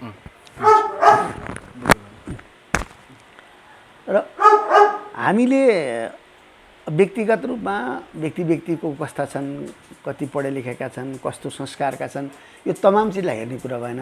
हामीले हेर्ने कुरा भनेको मूल कुरा भनेको त्यो राष्ट्रसभा पार्टीका राजनीतिक दस्तावेजहरू र त्यसको नेतृत्वमा बनेको सरकारको गतिविधिलाई हेर्ने होइन। त त्यसले पहिलो सुरुमै के गल्ती गरेको जस्तो देखिन्छ भने त्यसले कमसेकम यो नयाँ पार्टीहरूलाई कोलिसनमा ल्याउनु पर्थ्यो। आफ्नो बहुमत भए पनि, जतिसुकै बहुमत भए पनि तिनीहरूलाई पनि कोलिसन सरकारमा ल्याउनु पर्थ्यो क्या। जस्तो तपाईँले देख्नुहुन्छ भारतमा बिजेपी एकदमै रियाक्सनरी पार्टी हो, प्रतिक्रियावादी पार्टी हो। तर त्यसले के गर्यो भन्दा आफ्नो एकदमै बहुमत भएको बेलामा पनि थुप्रै पार्टनरहरू जम्मा गर्यो क्या। हिजो समाजवादी ब्याकग्राउन्ड भएका पार्टीहरूलाई चाहिँ हाल्यो क्या त्यसमा र एनडिएबाट शासन गर्यो क्या उसले। बिजेपीले शासन गरेन, नेसनल डेमोक्रेटिक एलायन्सले शासन गर्यो क्या होइन। मोर्चा बनायो। जस्तो चिनमा माओ सेतुङहरू एकदम विजयी भएर आइसकेपछि पनि 8वटा पार्टीको एउटा संयुक्त मोर्चा बनाएर त्यसबाट शासन गरे क्या। र जस्तो नेपालमा के देख्यो त भन्दा जनता एकदम छटपटिएर विकल्प खोजिरहेको थियो, पुराना पार्टीहरूको विकल्प खोजिरहेको थियो। र फेरि अब यो सानो मुलुक धेरैको चासो बढिरहेको थियो यहाँ, संसारभरिको चासो बढिरहेको स्थितिमा अब यो चुनाव कसरी जाला भन्ने नै थियो मान्छेलाई। त्यो स्थितिमा यी पुराना पार्टीमध्ये कुनै एउटा पार्टीले यो चुनाव चाहिँ स्टेज म्यानेज छ, यो चुनाव हामी बहिष्कार गर्छौँ, पहिला संसद पुनर्स्थापना गरेर अनि मात्रै हामी चुनावमा जान्छौँ भनेको भए के स्थिति हुन्थ्यो होला। तर ती कुनै पनि पुराना पार्टीसँग त्यो भन्ने चाहिँ आत्मबल र ल्याकत थिएन। यसरी तर्सिएको अवस्था थियो क्या उनीहरूका। किनभने नेताहरूलाई त्यो हेलिकप्टरमा भगाएपछि पुरै सिङ्गै पार्टी भागे जस्तो भयो क्या। वास्तवमा त व्यक्तिगत रूपमा 3-4जना मान्छे नै भाग्या हो एउटा पार्टीको। त त्यसको सिङ्गो पङ्क्ति त थियो नि त तल। त त्यो सिङ्गो पङ्क्ति यदि गतिशील भइदिएको भए, जस्तो अहिले इरानको वारमा देख्छौँ नि हामी, एउटा उदाहरणका निम्ति माथिल्लो स्वाटै मारिदिन्छ जम्मै इजरायल र अमेरिकाले, तर उसको सबै चाहिँ अटोनोमस छ क्या। सम्पूर्ण पार्ट चलिराखेको छ, सम्पूर्ण ठाउँमा कसैले त्यो छेकिँदैन, त्यो माथि मारिएर केही पनि हुँदैन। कुनै नेता कमान्डर मारिएर जति मार त्यसले केही फरक पार्ने छैन। जस्तो अब अहिले खुमेनीका छोरा चाहिँ भएका छन् होइन। अब उनीहरू नरहे पनि त्यो प्रतिरोध युद्ध चाहिँ उनीहरूको रहन्छ क्या। त कम्युनिस्ट पार्टी त त्यस्तो हुनु पर्थ्यो नि त। 5जना नेता चाहिँ हेलिकप्टर लिएर भागेपछि पार्टी नै भागे जस्तो भयो, केही स्ट्यान्डै गर्न नसक्ने स्थितिमा पुग्यो। भनेपछि यो पार्टी कस्तो बनाएछन्, संरचना कस्तो हो, त व्यक्तिगत जागिर जस्तो बनायो त्यसलाई होइन। आफ्नो चाहिँ व्यक्तिगत जागिर जस्तो बनायो त्यो पार्टीलाई। त्यसले गर्दा त्यो पार्टीले फाइट गर्न सकेन, न त जहाँसुकै फाइट दिन सकिहाल्थ्यो नि। त्यत्रो कमिटीहरू थियो सबै जिल्लामा। त ती कमिटीहरूले जिल्लामा दिएको भए त यो काठमाडौँको आन्दोलनलाई त कचाकुचुक पारिदिन्थ्यो त्यसले। त बाहिरबाट 2-4 लाख मान्छे झर्दैछन् रे काठमाडौँमा भनेपछि त काठमाडौँ त कन्ट्रोलमा आइहाल्थ्यो नि, सबै चिजलाई कन्ट्रोल गर्न सकिहाल्थ्यो नि होइन। त उनीहरूले त्यो ल्याकत हराए। अब अर्कोतिर जो त्यसैले अब चुनावै पनि जहिले पनि एउटा शङ्काको घेरामा रहिरह्यो नेपालको चुनाव पनि। दोस्रो कुरो, रासोपाले सरकारमा आइसकेपछि अलिकति उन्माद देखाउन थाले जस्तो देखियो। त उसले त कमसेकम कोलिसनमा अरूलाई थप्दै जानु पर्थ्यो, आफ्नो शक्तिलाई बढाउँदै जानु पर्थ्यो। किनभने शक्तिको त कमीले होइन नि, के शक्ति छ उसँग त्यो अस्तिको कन्सेन्ट बाहेक, चुनावमा देखेको एउटा कन्सेन्ट बाहेक के छ उसँग तागत? संसदमा 2/3 लगभग। मैले अघि नै त्यत्रो लामो कुरा गरेँ कि वास्तविक शक्ति त सडकमा हुन्छ। तपाईँको त्यो संसदमा देखिने चिजले हाम्रा नेताहरू त्यही भ्रममा परे। जस्तो कङ्ग्रेस एमाले केमा पऱ्यो भन्नुहोस् त? संसदमा यत्रो हाम्रो 2/3 बहुमत छ, कसले चलाउँछ भनेर भन्दा खोइ त्यसले रोक्यो। उनीहरू त 84को चुनावको तयारीमा थिए। उनीहरूले त सोचेको थिए 84मा चुनाव हुन्छ र यहाँले त्यो रासपाले मोर्चा बनाउने भन्ने सन्दर्भमा संसदमा प्रतिनिधित्व भएका शक्ति र पार्टीको मात्रै मोर्चा होइन कि संसदमा प्रतिनिधित्व नभएका पनि ती सडकका शक्तिहरूलाई यो त समेटेर मोर्चा यो त बनाउनु पर्छ देखियो नि भन्ने त रासपालाई त अर्को चोइस नगरेर रोजेको न हो। जहाँ चोइस पायो त्यहाँ त उसलाई रोज्यो, तपाईँलाई श्रम संस्कृति पार्टीलाई रोज्यो। माझकिनात नेपालको सबभन्दा रणनीतिक एउटा महत्त्वको ठाउँमा त अर्को पार्टी आयो। त हिजो थारू इलाकामा, थारू बहुल इलाकामा चाहिँ त्यस्तै एउटा कुनै पार्टी, नयाँ पार्टी आइदिएको भएदेखि त्यसले जित्थ्यो 8-10 सिट।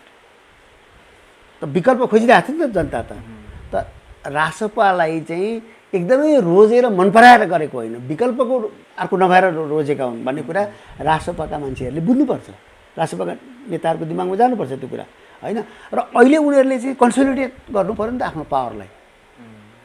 अब हिजो माओवादीले यस्तै भोट पाएको थियो, त भोट पनि पाएको थियो, उसँग त ब्यारेकमा सेना पनि थियो, ब्यारेकमै पनि आफ्नो सेना थियो नि त, अत्याधुनिक हतियार सहित बन्दुक पनि थियो, लड्ने मान्छे पनि थियो। त हिजो माओवादीले गरेको गम्भीर भुलबाट यिनीहरूले सिक्न खोजे जस्तो देखिँदैन क्या, इतिहासबाट सिक्न खोजे जस्तै लाग्दैन। त यिनीहरूले मत पाए होइन, यो चुनावमा मत पाए, मत पाइसकेपछि अब त्यसलाई कन्सोलिडेट गर्ने, त्यसलाई चाहिँ सुदृढ बनाउनको निम्ति त पार्टी चाहिन्छ। त पार्टी बनाउने क्रममा यिनीहरूले जो अस्ति गरे एकदमै हचपचको काम गरे, त्यहाँ चितवनमा एकदमै एडहक खालको, तदर्थ खालको। त्यो भनेको भने मतलब प्रतिनिधि पनि टुङ्गो छैन, मान्छे पनि टुङ्गो छैन, भोटर सबै हिँडिसकेका छन्। अब त्यहाँ सहमति गर्न खोजेका छन्, निश्चित मान्छेलाई ल्याउनु पर्ने छ उनीहरूको। त्यसरी हुन्छ डेमोक्रेसी भनेको, निश्चित मान्छे पहिले नै ल्याउने भनेपछि कसरी चाहिँ त्यो डेमोक्रेसी पर्यो त। त्यहाँ त डेमोक्रेटिक एक्सर्साइज हुनुपर्थ्यो यिनीहरूको, तब न त्यसले बलियो एउटा आधार बनाइदिन्थ्यो। तब स्वयम्भू नेता बन्ने हो भने, सेल्फ प्रोक्लेम, आफैले आफैलाई नेता घोषणा गर्ने हो भने त उसले अर्कोले गरिदिन सक्छ। रासपाकै अहिले बाजुरातिरकोले चाहिँ म हुँ अब चाहिँ नि रासपाको सबै भनिदियो भने के गर्ने, डेमोक्रेटिक बेस नभएपछि नि। र त्यसले गर्दाखेरि रासपा स्वाभाविक रूपमा अप्ठ्यारोमा छ कि एउटा आफ्नो पार्टी निर्माण गर्ने कुरो, अर्को कुरो सरकार सञ्चालन गर्ने कुरामा। यो दुई ठाउँमा उसले भूमिका निभाउनु पर्ने छ। अब यी अरू पार्टीहरू चाहिँ यसले गल्ती गर्दै जाओस् र त्यसमा ठुल्ठुलो स्वरमा चाहिँ गल्ती गरेर लास्टमा आफू विकल्पको रूपमा आउन सकिन्छ कि भन्नेमा छन् काङ्ग्रेस, एमाले, नेपाली कम्युनिस्ट पार्टीहरू। अब नेपाली जनतासँग अर्को एउटा प्रगतिशील विकल्प देखा परिरहेका छैन क्या, दुर्भाग्य। अब यिनी आयो भने त झन् बुमराङ हुन्छ। भोलि यो अहिलेको जो राष्ट्रसभाको सरकार छ, यो सरकार कदाचित असफल भएर फेरि चाहिँ तिनै एमाले, तिनै नेपाली कम्युनिस्ट पार्टी र तिनै काङ्ग्रेस यो सरकारमा आयो भने त नेपाली जनताको निम्ति त त्यहाँभन्दा ठुलो दुर्भाग्य के हुन्छ। अब त यिनीहरूभन्दा नेपालमा त यस्तोसम्म घटाया छ, त्यो पञ्चहरू विरुद्ध भनौँ, निरङ्कुशता विरुद्ध 30 वर्ष लडेर दोस्रो पटक प्रजातन्त्र आयो नि 2047 सालमा। जोसँग 30 वर्ष लडे पछाडि तिनीहरूकै क्याबिनेटमा काङ्ग्रेस एमाले गएका होइनन्, अर्थात् राप्रपाको जुन अपराधीहरू थिए उनीहरूलाई उभ्याउन सकेनन्। किन उभ्याउन सकेनन् भन्दा आफूलाई नि खराब काम गर्नु थियो। त आफू चाहिँ सफा काम, कञ्चन काम नगरिकन अरूलाई तहलाउन सकिँदैन क्या। मैले सायद अरू बेला पनि भनेको छु यस्तो अन्तर्वार्तामा कि राष्ट्रपाले पनि पहिला त आफूलाई कञ्चन बनाउनु पऱ्यो नि त। हामीभित्र पनि हामी पनि कारबाही भोग्न तयार छौँ। जस्तो सम्पत्तिकै कुरा, सम्पत्ति शुद्धिकरणको कुरा इत्यादि जो आएको छानबिनकै कुरा, त खालि एउटा कानुन मिलाएर मेरो बाजेकै पालोदेखि नेपालमा जुन एउटा चलन छ नि त, बाजेकै पालोमा भए पनि अन्यायपूर्वकै थुपारिएको नि सम्पत्ति भन्ने कुरा त त्यति बेला त अन्याय गरेको रहेछ नि त। त्यो कुरा त एक्नोलेज गर्नु पऱ्यो नि त तपाईँ नातिले। तपाईँसँग आज चाहिँ काठमाडौँको चाहिँ न्याय थियो भनेदेखि त सबैको हुन्थ्यो होला नि त। तपाईँ काठमाडौँको तेस्रो पनि जग्गा तपाईँसँग छ, मेरो त बाजेको बराजुकै पालोमा कहाँबाट पाएको चन्द्र शमशेरले दिएको भनेपछि तपाईँको बाजेले त लुटेकै रहेछ नि त। त्यो त चाकरी बापतै जे प्राप्त गरेर छ। तपाईँ त एक्नोलेज त गर्नु पऱ्यो नि तपाईँले, त्यो स्वीकार त गर्नु पऱ्यो नि त। तपाईँभित्र त्यो तपाईँको दिमागमा त्यो त हुनु पऱ्यो नि त, तपाईँको छोराछोरीको दिमागमा त्यो त हुनु पऱ्यो नि त। अब यहाँ त के छ भन्दा त्यो त एकदम बडा ठुलो गौरवको कुरो जस्तो। मेरो बराजुले बडो डरलाग्दो शोषण गरेको थियो, 7वटा गाउँमा चाहिँ नि मौजा थियो, आशा मिलाउँथ्यो भन्दाखेरि बडो फुलेल भन्ने गौरव गर्ने। त त्यो संस्कृति नै गलत हो नि त होइन। त्यसैले यिनीहरूले नेपाली समाजलाई एउटा शुद्ध, राम्रो, सदाचारयुक्त बनाउनु छ भनेदेखि त आफूलाई पनि पखाल्नु पऱ्यो नि त, त्यहाँ गौरव गर्न भएन क्या। यहाँले ठ्याक्कै अघि भन्नुभयो नि गिरिजाप्रसाद कोइरालाको सन्दर्भ, मैले यहाँलाई जिज्ञासा राखेको थिएँ। 30 वर्ष लडे पञ्चायत तानाशाहहरू विरुद्ध, पछाडि प्रजातन्त्रको पुनःस्थापना भइसके पछाडि तिनै राप्रपा राजावादीहरूको सरकारमा प्रवेश भएका थिए काङ्ग्रेस एमाले। 2 पटक सूर्यबहादुर थापा र लोकेन्द्रबहादुर चन्दको क्याबिनेटमा यिनीहरू गएका थिए नि। यो चाहिँ आफै माथिको प्रश्नको जवाफ दिन नसक्दाखेरि त्यहाँ लतारिएर पुगेका हुन्, अर्थात् उनीहरूभन्दा फरक हुन नसक्दाको परिणाम भने जस्तै रासपाको पनि त्यो उद्योगति सुरु भएको अनुमान गर्ने हो भने अझ बढी पश्चगमनकारी, अझ बढी रूढिवादी, अझ बढी जनविरोधी शक्ति पनि सत्तामा पुग्न सक्ने सम्भावना जीवितै छ नेपालमा। नै यसो नि त, अब यही हाम्रै समाजभित्र हिजो हामीले चर्चा धेरै पटक गरेका थियौँ कि यो एमाले, काङ्ग्रेस, माओवादीको एकदमै ज्यादती बढेर गयो, विकल्प केही पनि छैन भन्दाखेरि कहिलेकाहीँ फेसलेस अनुहारविहीन मोब आउँछ। त अनुहारविहीन भिडले ईश्वरको नाममा जो देखिँदैन भौतिक रूपमा होइन, त्यो अस्तिको आन्दोलन पनि 23-24को जे थियो त्यो त अनुहारविहीन थियो नि त, त्यसैको अनुहार थिएन नि त त्यसको।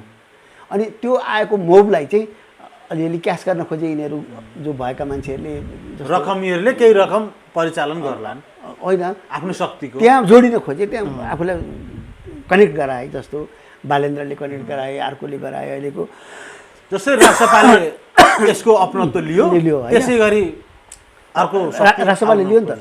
त भनेपछि अब नेपाली समाज चाहिँ एकदमै थारो त छैन, नेपालमा चाहिँ अब सन्तानै जन्माउन नसक्ने त होइन नि त। र त्यसले गर्दाखेरि मलाई त के विश्वास छ भने अब यस पछाडि एकदमै राम्रो प्रगतिशील विकल्प दिने एउटा शक्ति चाहिँ नेपालमा देखा पर्नुपर्छ। नेपालको आवश्यकता हो आजको, त्यो देखा पर्छ। त त्यो देखा पर्दाखेरि त्यो कहाँबाट आउँछ त भन्दा त्यो कुनै चन्द्रमाबाट अथवा अर्को देशबाट आउने होइन, त्यो यिनैभित्रबाट आउँछ। अहिले रासपा भएकाहरूबाट निस्केलान्, अहिले कङ्ग्रेसमा अथवा एमालेमा अथवा नेपाली कम्युनिस्ट पार्टीमा अथवा विभिन्न पार्टीहरूमा भएकै परिवेशबाट एउटा नयाँ वैकल्पिक शक्तिहरू अगाडि आउन सक्छ, आउनुपर्छ। त्यो चाहिँ आजको आवश्यकता हो, आजको माग हो। नआएसम्म यो बालेन्द्र नेतृत्वको सरकारले त्यो जनअपेक्षा या युवाहरू होइन, यसले त यो यिनीहरूले त कङ्ग्रेसले गर्ने कामै गर्ने हो, एमाले गर्ने कामै गर्ने हो, खालि पात्र मात्रै फरक हुने हो क्या। हिजो कङ्ग्रेसले एउटा पाण्डे थरको मान्छेलाई चुन्थ्यो भने अब यिनीहरूले पनेरु थरकालाई चुन्लान् क्या, त्यति मात्रै फरक हो होइन। एउटाले बस्नेतलाई चुन्थ्यो चाहिँ एमाले भने यसले खड्कालाई चुन्ला, त्यति मात्रै फरक हो क्या यिनीहरूको। किनभने यिनीहरूको बजेट, यिनीहरूको नीति र यिनीहरूको पार्टीको राजनीतिक कार्यक्रममा कहीँ पनि नेपाली समाजलाई ट्रान्सफर गर्ने, फेर्ने, यहाँको जुन मक्किसकेको शिक्षा व्यवस्था, यहाँको मक्किसकेको चाहिँ कृषि नीति, यहाँको मक्किसकेको औद्योगिक नीति, यसलाई चाहिँ फेर्ने भन्ने कुरा छैन उनीहरूको नीतिमा, उनीहरूको कार्यक्रममा। उनीहरूले त भने त कम्युनिस्ट जस्तो अग्रगामी पनि होइन, काङ्ग्रेस जस्तो पश्चगामी पनि होइन। यो भनेको चाहिँ के त यिनीहरूको? उनीहरूको टोटल डक्ट्रिन चाहिँ विश्व पुँजीवादबाट गाइडेड छ। हिजो राम शरणहरूले बजेट बनाउँदा नीति कार्यक्रमको जस्तो सुरुवात गरे नेपालमा, त त्यसैको यो कन्टिन्युएसन हो, त्यसैको निरन्तरता हो, त्योभन्दा फरक केही पनि छैन। त्यसैलाई पछि एमालेका सरकारले, माओवादीको सरकारले, सबैले त्यसैलाई, तपाईँले यो 30-40 वर्षको नीति र बजेट कार्यक्रमलाई चाहिँ एक ठाउँमा राखेर हेर्नुभयो भने त्यसमा अङ्क यताउता छ। किनभने प्रधानमन्त्री चाहिँ काङ्ग्रेस भएको बेलामा देउवाले रोजेको ठाउँमा धेरै गएको छ। अब एमाले ओली प्रधानमन्त्री भएको बेलामा ओलीले रोजेका ठाउँमा गएको छ, प्रचण्ड प्रधानमन्त्री हुँदा प्रचण्डले रोजेका ठाउँहरूमा गएको छ। त त्यतिमै पनि अपराध ठहरिन्छ क्या। त तपाईँले कर्णालीमा जाने बजेट लगेर आफ्नो निर्वाचन क्षेत्रमा हालेपछि त्यहाँभन्दा ठुलो अपराध के हुन्छ भन्नुहोस् त। अनि यिनीहरूको सुन्नु न, र त्यसैले अहिलेको नीति बजेट हेर्नुहोस्, अहिलेको नयाँ सरकारले ल्याएको नीति बजेट कार्यक्रमलाई हेर्नुभयो भने त्यसमा केही पनि फरक छैन। त्यो सोच, त्यो चिन्तन, त्यो डक्ट्रिन एउटै छ। त्यसैले कुनै अचम्म मान्नु पर्दैन, भोलि चाहिँ केही गरी यहाँको राजनीतिक घर्षणले गर्दाखेरि टुटफुट हुन थाल्यो भने, अर्को खालको पोलराइजेसन हुन थाल्यो भने काङ्ग्रेस र राप्रपाका धडाहरू मिल्ने, एमालेको धडा पनि कोही गरेर मिल्ने, त्यस्तो भयो भने पनि अचम्म नमान्दा हुन्छ। जस्तो यहाँले भन्नुभयो नि, सुरुमा नेपाली जनताले जे सोचेर रासपालाई विश्वास गरेर भोट दिए, वास्तविकतामा उनीहरू त्यो छँदै थिएनन्। यसर्थ आज उनीहरू सर्वाङ्ग भएर देखिए, नेपाली जनतामा आक्रोश पैदा भयो भन्ने कुरालाई हामीले स्वीकार्ने हो भनेदेखि रासपाभित्र पनि मतभेदको सुरुवात भएको रवि र बालेन समूहबीच भन्ने कुरा छ। यसको चाहिँ जड कारण के हुनसक्छ? जस्तो क्याबिनेटका मन्त्रीहरूको योग्यताको सन्दर्भमा तैँले पठाएका मन्त्रीहरू अयोग्य कि मैले पठाएका मन्त्रीहरू अयोग्य, अर्थात् मेरा योग्य तेरा अयोग्य भन्नेसम्मको कुराहरू आयो भन्ने कुरा आछ। जहिले पनि के हुन्छ भने राजनीतिक विचार छ भने विचारको लडाइँले ऊर्जा दिन्छ। त्यो चाहिँ प्रोपेलर जस्तो हुन्छ। जस्तो गाडीलाई धकेल्नका निम्ति जो प्रोपेल गर्छ, त्यस्तै विचारको लडाइँले चाहिँ, विचारको घर्षणले चाहिँ शक्ति पैदा हुन्छ, ऊर्जा पैदा हुन्छ। जहाँ विचार छैन, राजनीतिक सिद्धान्त छैन, त त्यो ठाउँमा चाहिँ के हुन्छ त भन्दा व्यक्तिगत आकाङ्क्षाहरू, व्यक्तिगत रोजाइहरू, व्यक्तिगत छनौटहरू, इच्छाहरू, आकाङ्क्षाहरू चाहिँ लड्न थाल्छन्। त्यो भनेको घिनलाग्दो हुन्छ। त्यसले जहिले पनि गुटहरू बनाउँछ, उपगुटहरू बनाउँछ र फुट ल्याउँछ। यो निश्चित हो, यो त नियम हो। यो यसबाट कुनै पनि मै हुँ भन्ने मान्छे जोगिन सक्दैन। जुट चाहिँ के कारणले गरायो त यिनलाई? अहिले त एउटा स्वार्थले जोडियो। एउटा कुरा त के भने नेपाली जनताले पनि यिनीहरूलाई राम्ररी चिनेर भोट दिए होइन। यो कामै लागेन, योभन्दा त जो होस् होस् भनेर दिएको क्या नयाँलाई, त्यो चिनेर होइन। अर्को कुरो, उनीहरूले अब कस्तो पार्टी बनाउँछन् भन्ने कुरामा चाहिँ अहिलेसम्म देखिएको लक्षणले के देखियो त भन्दा उनीहरूले कुनै फरक नयाँ प्रगतिशील पार्टी बनाउँदैनन्। उनीहरूले यही यथास्थितिको रक्षा गर्ने र यसैमा खेलोमेलो गर्ने खालको पार्टी बनाउँछन् भन्ने कुरा चाहिँ उनीहरूको दस्तावेज, उनीहरूको नीति, उनीहरूको कार्यक्रमले देखाउँछ। यसमा कुनै आग्रह पूर्वाग्रह यसको परिणाम केसम्म आउन सक्छ? तर के छ भने राष्ट्रसभाभित्र विभिन्न प्रवृत्तिहरू छन्, विभिन्न सोच छन्, त त्यहाँ राम्रा मान्छे पनि छन्।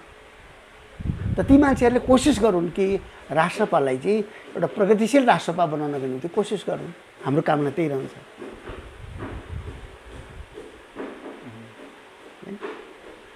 र अब अरू कुरा चाहिँ जो अहिले जे जति गरिरहेछन्, उनीहरूले गतिविधि गरिरहेछन्, अब अर्को खुचिङ मानेर बसेका छन् यिनीहरूको असफलतामा चाहिँ, होइन। यो यिनीहरू चाहिँ असफल हुँदै गएपछि यिनीहरूले यस्तै भाँडभैलो गर्दै गयो भने हाम्रो पालो आउँछ भनेर जुङ्गा बुझाउन थालिसके।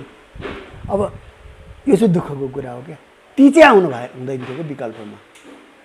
अब राजसभा गजाङमुजुङ भयो भने एउटा नयाँ फोर्स आओस् क्या।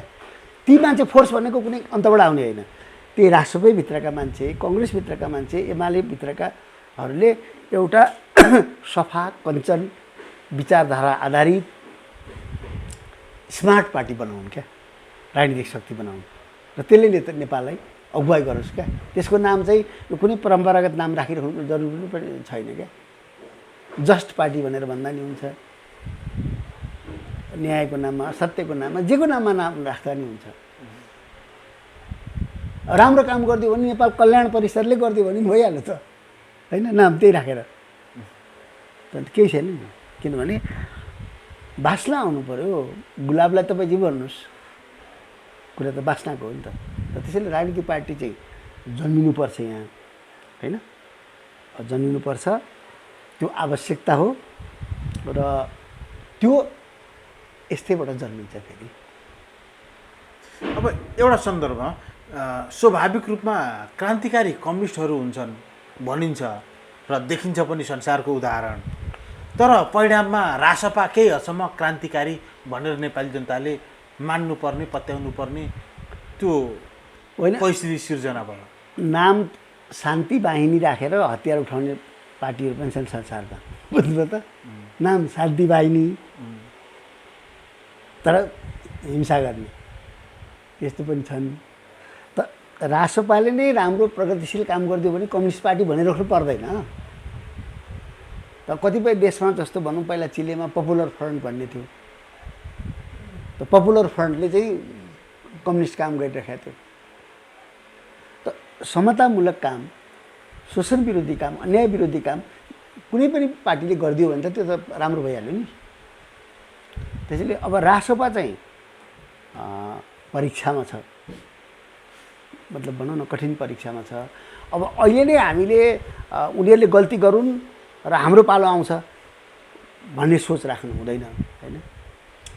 भर्सक उनीहरू गल्तीबाट जोगिउन्, हाम्रा कुराहरू पनि सुनियोस्, त्यहाँ सुनुन् उनीहरूले, हाम्रो अनुभवबाट पनि सिकुन्। हामीलाई भेट्नु पर्दैन, सबै बाहिर आएको छ त सबै कुरा, छर्लङ्ग छ त। माओवादीले कहाँनिर गल्ती गर्यो, एमाले कहाँ गल्ती गर्यो, कति पपुलर थियो, कति लोकप्रिय थियो। त अहिले यिनीहरू जो झुमिया छ नि रमाइलोमा, अब 64तिर त 65तिर त माओवादी यसरी झुमिरहेको थियो। त कुनै पनि चोकमा अहिले बजारको चोकहरू छ, त्यहाँ गएर ठ्याक्क उभिसकेपछि त्यहाँ जुत्ता सिउने, त्यहाँ सानो पसल गर्ने, त्यहाँ चाहिँ बिडी चुरोट बेच्ने, त्यहाँ काँक्रा बेच्ने, त्यहाँ मकै पोल्ने, त्यहाँ साग बेच्ने र त्यहाँ ट्याक्सी ड्राइभर, ती सबले त्यहाँ होटलमा काम गर्ने वेटर सबले चाहिँ माओवादी हाम्रो भनेर पुग्थ्यो क्या। आज जसरी रासपाको भाषा छ, रासपालाई बरु त्यस्तो क्लास वाइज छैन, रासपालाई त्यस्तो क्लास छुट्टिएको छैन। हाम्रो त ठ्याक्कै क्लास थियो। कुनै पनि होटलमा गयो वेटरहरू आइहाल्ने, पहिले जो मजदुर सर्वहाराको पार्टी बनाएको थियो, तिनले सब सहयोग गर्न आइहाल्ने। दाइ के चाहियो, किन, कसरी भन्न आइहाल्थे। मेरो पार्टी भन्ने त अपनत्व त्यो थियो। त्यो ट्याक्सीको ड्राइभरले आफ्नो पार्टीको नेता।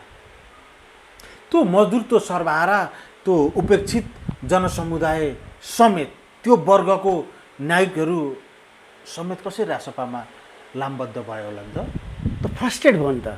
त उनीहरूको पक्षमा एउटै काम गर्ने त माओवादी। हिजो मुक्ति युद्ध, सुन्नु न, एउटा बजेट, एउटा नीति, एउटा कार्यक्रम सानो ल्याइदिए भए हुन्थ्यो क्या। अब हामीले भित्र लडाइँ गऱ्यौँ, त्यो बाहिर फल आएन, त्यसले गर्दा अब त्यो भन्दा अहिले त्यो फटा गफ गरे जस्तो हुन्छ। तर मैले त दस्तावेजै पेस गरेको छु।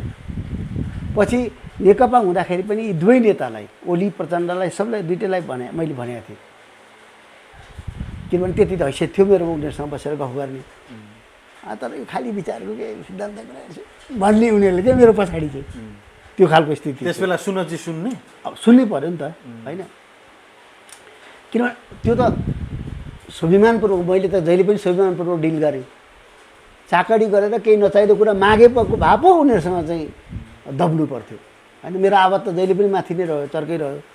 त मैले भनेको थिएँ कमसेकम ल चिया मजदुरबाट सुरु गरिदिउँ। 5000 ल पाइलट प्रोजेक्टको रूपमा 5000 चिया मजदुर परिवारलाई चाहिँ एउटा परिचय पत्र दिएर हामीले 10 किलो चामल, 5 किलो गहुँ, एउटा ग्यास सिलिन्डर, होइन, 2 लिटर चाहिँ खाने तेल, 2 केजी चिनी चाहिँ ट्याक्स हटाएर दिने गऱ्यौँ। र यहाँ चाहिँ कमसेकम परिचय पत्र बाँडौँ। यो काठमाडौँमा जो असङ्गठित मजदुरहरू छन् उनीहरूलाई एउटा परिचय पत्र दिएर उनीहरूको राम्रो अध्ययन गरेर साँच्चै उनीहरू चाहिँ काम गरिरहेका छन्, मजदुरी गरिरहेका छन् भने उनीहरूलाई एउटा प्रमाणपत्र दिउँ र उनीहरूका निम्ति काठमाडौँमा 10-20वटा पसल खोलिदिउँ। त्यो प्रमाणपत्र लिएर आइसकेपछि उनीहरूले त्यो ट्याक्स हटाएको मूल्यमा चाहिँ आफूलाई चाहिने आवश्यक कुराहरू किन्न सक्छ। त्यो त माफियाले नै लग्देला, बिचौलियाले नै लग्देला नि त ती गरिबको सुविधा त। नै त उनीहरूलाई त्यो परिचय पत्र दिने र त्यो परिचय पत्र उसले लिएर आएपछि, पसलमा आएपछि त्यहाँ चाहिँ त्यो नोट गरेर, त्यो दर्ता गरेर यो महिनाको उहाँले लानुभयो डिजिटल रेकर्ड रहने गरी सब। त त्यसो गरिसकेपछि त अनि फेरि माओवादी चाहिँ यदि आफ्नो संस्कारमा बस्दिएको भए, आतङ्कित भए त कसले आँट गर्थ्यो? माओवादी आफ्नो आचरणमा बसिदिएको भए, जुन क्रान्तिकारी आचरण उसले युद्धमा कमाएको थियो नि, बनाएको थियो नि, त त्यही आचरणमा बसेको भए त त्यो जथाभावी गर्न मान्छे डराइहाल्थ्यो नि, होइन? जस्तो अब यिनीहरूले चाहिँ अहिले जस्तो राजसपाले अलिअलि यो कारबाही सारबाही इत्यादि गरेर एउटा अलिकति आतङ्क टेरर फैलाएर अनि लोकप्रिय हुन्छ कि भन्ने यिनीहरूले सोचे होइन, लोकप्रियता गर्न। तर यिनीहरूको उल्टो जस्तो लाग्यो। आफू चाहिँ यथास्थितिमा होइन, बस्ने, पहिला यिनीहरूले 2-4वटा लोकप्रिय कामहरू गरेर लोकप्रियता आर्जन गरिसकेपछि यिनीहरूले के सोचे भने त्यो भोट पाउनु नै लोकप्रियता भन्ने बुझे क्या, काम गरिराख्नु पर्दैन भन्ने। त्यो यिनीहरूको सबभन्दा गम्भीर भुल भएको छ। हामीले मत किन पायौँ त, हामी राम्रा भए पाएका हौँ भन्ने भयो क्या यिनीहरूलाई। अर्को खराब रविले स्वीकार, हामीले आएको भोट राष्ट्रपाको भोट होइन, हिजोको माओवादीको भोट हो, कम्युनिस्टको भोट हो, काङ्ग्रेसको भोट ठिक छ, होइन यसलाई हामीले त्यति त बुझ्छन् नि त रविले, तब त यत्रो पार्टीको नेता भएको छन्। तर रविले सिङ्गो पार्टीलाई यो बुझाउन सक्नु पऱ्यो नि त कि हामी चाहिँ जनताको समर्थनलाई फर ग्रान्टेड नलिउँ। जनता आजित भएर यता हालिदिएको हो, हामीलाई रोजेको होइन, फालेको भोट पाएको हामीले। माओवादी विरोधी भोट, काङ्ग्रेस विरोधी भोट, एमाले विरोधी भोट आएको त्यहाँ। विरोधमा भोट दिने अर्को केही मतलब कन्डिसन भएको भए त्यहाँ दिन्थ्यो क्या जनताले भोट। त्यसो हुनाले त त्यो कुरा नबुझेर हामी त लोकप्रिय छौँ भन्ने भ्रममा पऱ्यो। फेरि एक दुईवटा चाहिँ मिडिया सिडियाले यसो यो सोसियल मिडियाले भनिदिन्छ कि त तिमी एकदम पपुलर छौ, यो प्रधानमन्त्रीलाई पनि त्यो हालिदिएछ आँखामा के भने उसको कानमा कि तिमी एकदम पपुलर छौ भन्ने। के गरेको छौ र तिमी त्यत्रो पपुलर हुन्छौ त? यहाँ हिजो जसका पछाडि जसको आह्वानमा प्रचण्डसँग हातै नमिलाइकन 5000भन्दा बढी मान्छे छन् सहिद भएका, एकचोटि प्रचण्डसँग हात मिलाउने अवसर पनि नपाएका। त त्यस्तो प्रचण्डसँग हात मिलाउनु होइन, प्रचण्ड भन्ने मान्छे जिउँदो छ कि छैन भन्ने थाहा नपाएका होइन परिवार पनि छन् त्यस बेला युद्ध होइन। उसलाई नायक मानेर मर्नेहरू छन् नि त, नायक मानेर शहादत भएको छन् क्या।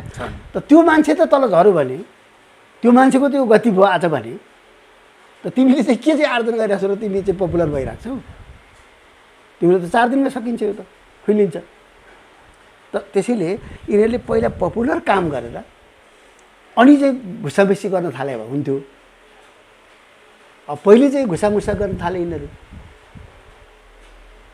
एउटा कुरा त्यो उनीहरूको कुरा हो।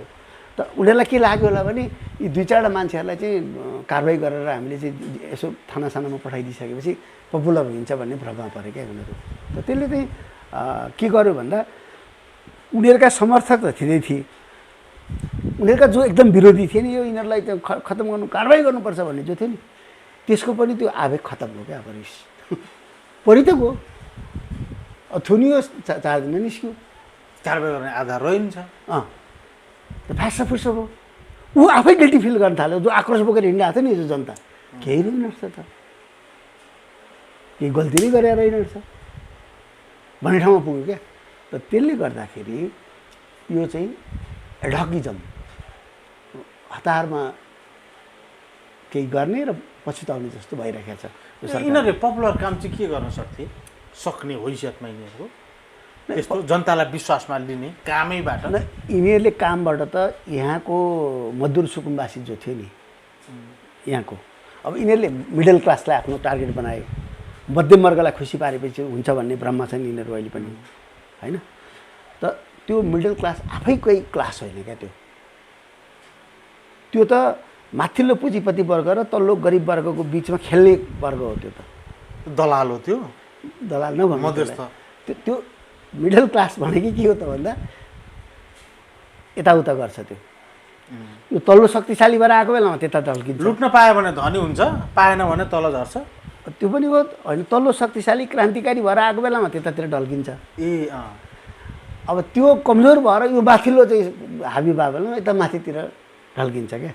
जता जाँदा फाइदा हुन्छ त्यता जान्छ। जस्तो भनौँ न, निम्न पुँजीपति भन्नेले के भन्छ भने अब पुँजीपतिहरू चाहिँ एकदम हाबी भएको बेलामा म पनि त पुँजीपति नै हुँ, धेरै ठुलो पुँजी पो छैन त भन्छ होइन। अब गरिबहरू एकदम उठेर आयो बेला मेरो के छ र, म त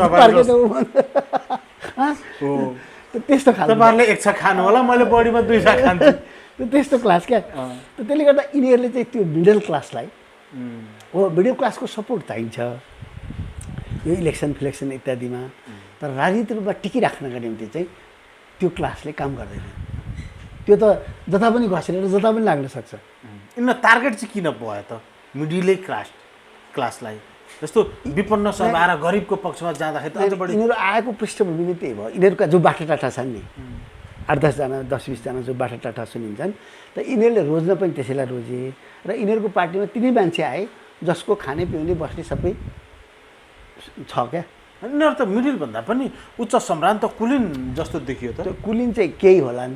ती भनेको हिजो ओली, हिजो प्रचण्ड, हिजो देउबा अथवा हिजो राजा राजतन्त्र रिजाएर आएको सन्तानका छोराछोरी होलान्। ती कोही राणैसम्मको विरासत होला होलान्। किन नत्र त कहाँबाट आउँछ त? आउने ठाउँै छैन।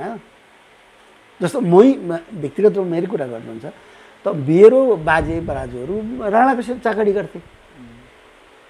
त्यो कुनै गौरवको कुरो होइन होइन।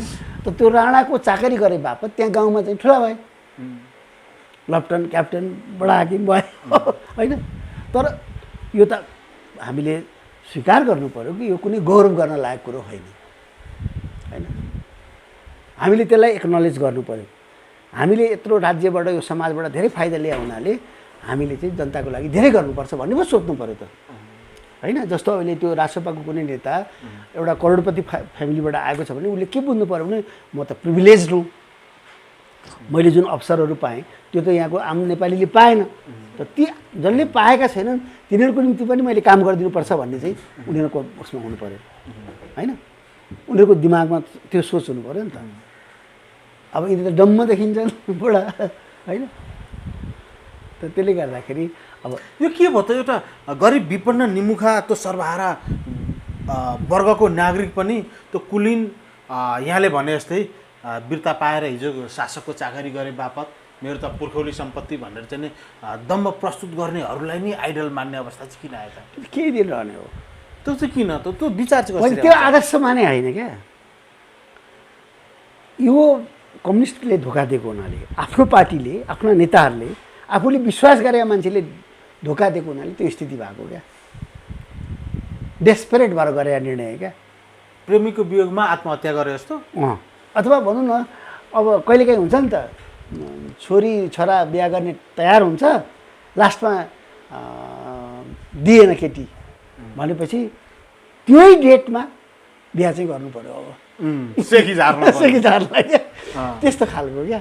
अब को पाइएला भन्ने मतलब भएन, जोस् पात्र जोसुकै होस् चाहियो। दाजु मलाई एउटा प्रश्न पारिदिनुहोस् अनि यो चिया लिउँला। 1 मिनट बढीमा यहाँलाई म जिज्ञासा राख्छु। नेपाली समाज अझै पनि त्यो पुरानो चेतबाट चाहिँ मुक्त छैन भन्ने उदाहरण म यथार्थ घटना तर यहाँलाई म बिम्बका रूपमा राख्छु। एकजना मगरले बाहुनकी छोरी, त्यो पनि भट्ट पश्चिमतिरको चाहिँ त्यस बेलाका ठुलै शासकै कुल घरानिया नि मानिदो रहेछ। तिनकी छोरी बिहा गरेछन्। अब मगरले लग्यो भनिसके पछाडि त्यो मगरलाई कति दुःख दिएर हुन्छ, कति कुटेर हुन्छ, कति थुनेर हुन्छ, त्यसलाई कति आतङ्कित बनाउँदाखेरि मेरी बहिनी मेरी छोरीलाई यसले छोड्छ भन्ने कोणबाट उनीहरूले भरका मुद्दा लगाएर चाहिँ वर्षौँ थुनाएका रहेछन्। हुँदाहुँदै पनि जेलमा बस्यो तर पनि बहिनीले छोरीले छोडिन त मगरलाई। छोरो जन्मियो। त्यो मगरको अहिले प्रहरी छन्, अधिकृतकै लेभलको प्रहरी छन्। अनि छोरो जन्म्यो, गरिब परिवार रहेछ मगरको। मावल गए उनी, मावल जाँदाखेरि पनि अब बच्चा नै हो, खाँदाखेरि पनि हेर जात जनाएको भन्छन् अरे क्या मावलीका परिवारका व्यक्तिहरूले। अब अरू भान्जा भान्जी आउँदा झोलीका देउता हुन्थे होइन। एउटा त्यो विरासत त्यो संस्कारको मान्छेले विशेष रूपमा हेर्ने चलन छ नि भान्जा भान्जीलाई। तर उनी एउटा भाँडा माझ्ने तहमा भाँडै माझ्दा रहेछन् उनी। अरू दिदीबहिनी आउँदा माइतमा दर खान्थे, उनकी आमा आउँदाखेरि भाँडा उनीहरूले खाइसके पछाडिको भाँडा माझ्नुपर्ने अवस्था। धेर उमेर पनि भएको छैन, यथार्थ कुरो। ती व्यक्ति अहिले प्रहरीको अधिकृत लेभलमा छन्। अब तिनको अहिले पनि एकजना युवतीसँग प्रेम छ। उनी त मगरको छोरो भए, मावली पो भाउन् त होइन। अब उनले छेत्रीको छोरीसँग चाहिँ प्रेममा परेछन् उनी। अब त विवाह पनि यति सङ्कट छ अरे कि त्यसलाई यथार्थमा रूपान्तरण गर्न सक्ने अवस्था छैन। यो यथार्थ आजको कुरो, हिजोको कुरो त झन् कति जटिल थियो होइन। त्योभन्दा कस्ता कस्ता त भोगियो देखियो। अनि भनिरहँदाखेरि नेपाली समाज त्यो एउटा सामन्ती संस्कारबाट चाहिँ पुरै दीक्षित क्या दीक्षित मात्र होइन कि पुरै चुर्लुममै डुबेको त्यसैलाई आदर्श विचार मानेर हिँडेको समाज रहेछ। अनि हामीले जति जे आलोचना अपेक्षा राख्यौँ यो तत्कालै सुधार हुन सक्ने र नेपाली जनताको तपाईँले भने जस्तै मुक्तिको आन्दोलनले चाहिँ सार्थकता पाउने त सम्भावना देखिन्छ। त्यसमा एउटा हो के भने अब यो जात व्यवस्था भनौँ यो चाहिँ एउटा आइडियोलोजी पनि हो होइन, किन यो डाइनामिक भएर टिक्यो नि। यत्रो वर्ष यो जात व्यवस्था अङ्ग्रेज आयो भारतमा टिक्यो, मुसलमानहरू आएर शासन गरे, जात व्यवस्था टिक्यो हिन्दूभित्र भनेपछि त्योभित्र केही न केही गत्यात्मकता छ होइन। त त्यो गत्यात्मकतालाई तोड्नको निम्ति चाहिँ सिद्धान्तको क्षेत्रबाट पनि व्यवहारको क्षेत्रबाट पनि अनुष्ठानको क्षेत्रमा पनि च्यालेन्ज गर्नुपर्छ।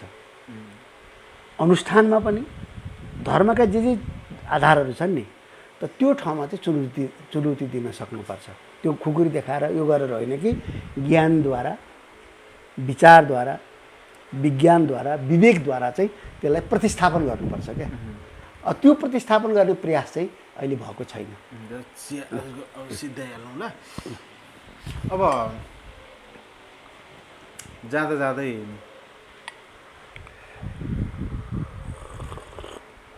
अब सरकार गठन पुनर्गठन त नेपाली जनतासँग सिधै खासै सम्बन्धित विषय पनि होइन।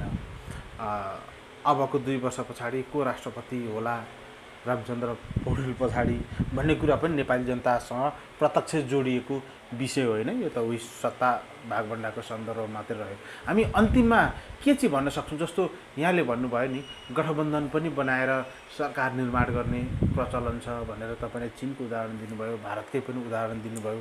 नेपालको सन्दर्भमा पनि जसरी हिजोका चाहिँ दलहरू आत्मरतिमा डुबेका थिए, संसदमा बहुमत हुने बित्तिकै हामी सर्वशक्तिमान भन्ने, तर वस्तुगत यथार्थ त सडक पनि शक्ति रहेछ भन्ने कुरा देखियो। रासपाले त्यसबाट पनि सिकेन, माओवादीले झन् कति हन्डर खायो, आरोह अवरोह भोग्यो, त्यसबाट त झन् यसले सिक्दै सिकेन, त्यसो परिणाम यो मासिँदैछ भन्ने सन्दर्भमा हामी चर्चा गर्दै गर्दाखेरि अब हामी यसको समग्र कारक चाहिँ के हुनसक्छ, पात्रहरूको दोष चाहिँ कति हुनसक्छ, रासपाभित्रका पात्रहरूको कस्तो कस्तो प्रवृत्ति यसको दोष हुनसक्छ? होइन, पात्र भन्दा नि अब इतिहासले यो स्थिति ल्याएको हो होइन। त्यहाँभित्रका जो पात्रहरू छन् उनीहरूले चाहिँ अब सङ्घर्ष गर्नु पऱ्यो। उनीहरूले मैले भने त्यो पहिला त्यो तन्द्राबाट उनीहरू मुक्त हुनु पऱ्यो कि हामी एकदम लोकप्रिय छौँ, हामी त यति लोकप्रिय छौँ कि हामीले अरू केही गर्नै पर्दैन भने जस्तो खालको जुन उनीहरूलाई भ्रम छ त्योबाट गरेर उनीहरूले आर्जन गर्नु पऱ्यो। उनीहरूले सम्मान, इज्जत, प्रतिष्ठा सबै आर्जन गर्नुपर्ने छ क्या, बाँकी छ। अब अहिले भन्नुहोस् न, यो फिर्ता आउँछ? आजसम्मको जे जति क्षति भयो नेपाली जनताले प्रश्न स्वाभाविक माफी दिइहाल्छ नि जनताले। अब जस्तो भनौँ न, यो इज्जत भनेको, प्रतिष्ठा भनेको अथवा भनौँ न इन्टिग्रिटी भनेको कस्तो कुरा भने अब अहिले राष्ट्रपतिमै होला नि। जस्तो म पूर्वको कुरा गर्छु, म पश्चिम त धेरै जान्दिनँ। त पूर्वबाट जो राष्ट्रपाहरू आएका छन् अहिले जितेर आएका छन्, को आएका छन्, के आएका छन्, त तिनीहरूको त्यो बाबुआमा, तिनीहरूका मामा माइजू, तिनीहरूका नातागोता को हृदयमा हामीले एउटा स्थान बनाएका छौँ, हामी जस्ता मान्छेले नि, हाम्रो एजको मान्छेले नि। त त्यो त्यही हो हाम्रो सम्पत्ति आर्जित होइन। त त्यो यिनीहरूले पनि त्यो आर्जन गर्नु पऱ्यो। त हाम्रो त्यो पुगेन, हामीले त धेरै चिज गर्न सकेनौँ, तर यिनीहरूसँग त उमेर छ, अवसर छ। त हाम्रा अनुभवबाट उनीहरूले धेरै सिक्न पनि सक्छन्। त त्यो सिकेर यिनीहरूले पनि त्यो आर्जन गर्नेतिर जानु पर्यो। जस्तो व्यक्तिगत रूपमा पनि बालेन्द्र शाह अनि प्रधानमन्त्री सुदन गुरुङ, गृहमन्त्री स्वर्णिम वाग्ले, अर्थमन्त्री, यी प्रवृत्ति, केही सांसदहरूको प्रवृत्ति, आशिका तामाङ, अबदेखि लिएर एकजना के नाम गरेका खगेन्द्र सुनार, यावत तिनीहरूलाई चाहेर पनि बिर्सन नसकिने जेसुकै कारणले होस् जे पात्रहरू छन् नि, यिनीहरूको बारेमा छोटकरीमा यहाँले विवेचना गर्नुपर्दा अब एउटा कुरा त तपाईँले यहाँको अनुभव जो छ एउटा क्लियर के हुन्छ, प्रवृत्तिसँग जोडेर मैले प्राय फेसबुकमा चाहिँ केही कुरा हाल्न मात्रै हेर्छु। फेसबुक घन्टौँ फेसबुक हेरेर फेसबुकै हेर्नु पर्दैन, तपाईँले नहेरे पनि नसुने पनि तपाईँलाई अलिअलि। र त्यो पात्रहरूको बारेमा त्यत्रो ध्यानै मैले दिन्न। खालि अलिकति अब ध्यान दिने भनेको अहिले के भने प्रधानमन्त्री भएकोले बालेनतिर, मतलब अर्थमन्त्री भएकोले स्वर्णिमलाई, अनि पार्टीको नेता भएको हुनाले रविलाई, त यिनीहरूलाई सामान्य यसो हेर्छु मैले होइन।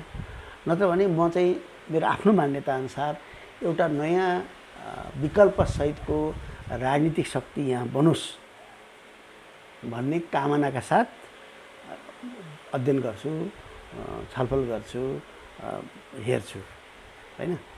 र अब उनीहरूले अलिक प्रहसन गर्छन् कतिले होइन, त्यो प्रहसन जस्तो क्या। त जहिले पनि इतिहासमा के हुन्छ भने इतिहास चाहिँ दोहोरिन्छ, पहिलोपटक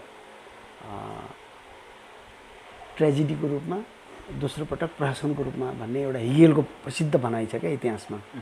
त यहाँ पनि इतिहास दोहोरियो। जस्तो अहिले अस्ति पहिला एकपटक ओलीले जो गर्थे नि, एकदम सर्वशक्तिमान, सारा शक्ति आफूतिर केन्द्रित गर्ने जो देखाइराखेका थिए नि, त्यो चाहिँ ट्रेजेडी थियो। यो चाहिँ प्रहसन हो क्या अहिले चाहिँ। प्रहसन भनेको कमेडी। अनि अब तपाईँले अन्तिममा निष्कर्ष बताइदिनुहोस् न त। अनि न विचार छ, न उद्गम निश्चित छ, न प्रस्थान बिन्दु निश्चित छ, न कुनै म्यान्डेट जस्तो रोडम्याप छ यो रासपा सरकारसँग, यसभित्रका नेताहरूसँग, अर्थात् यो पार्टीमै पनि। अनि यो पनि प्रष्ट भयो। अनि फेरि यिनीहरूले सत्ता सञ्चालनको सन्दर्भमा एउटा एलायन्स, यहाँले गठबन्धन जुन टाइपको भन्नुभयो नि, त्यो बनाउनुको फेरि अर्थ कसरी?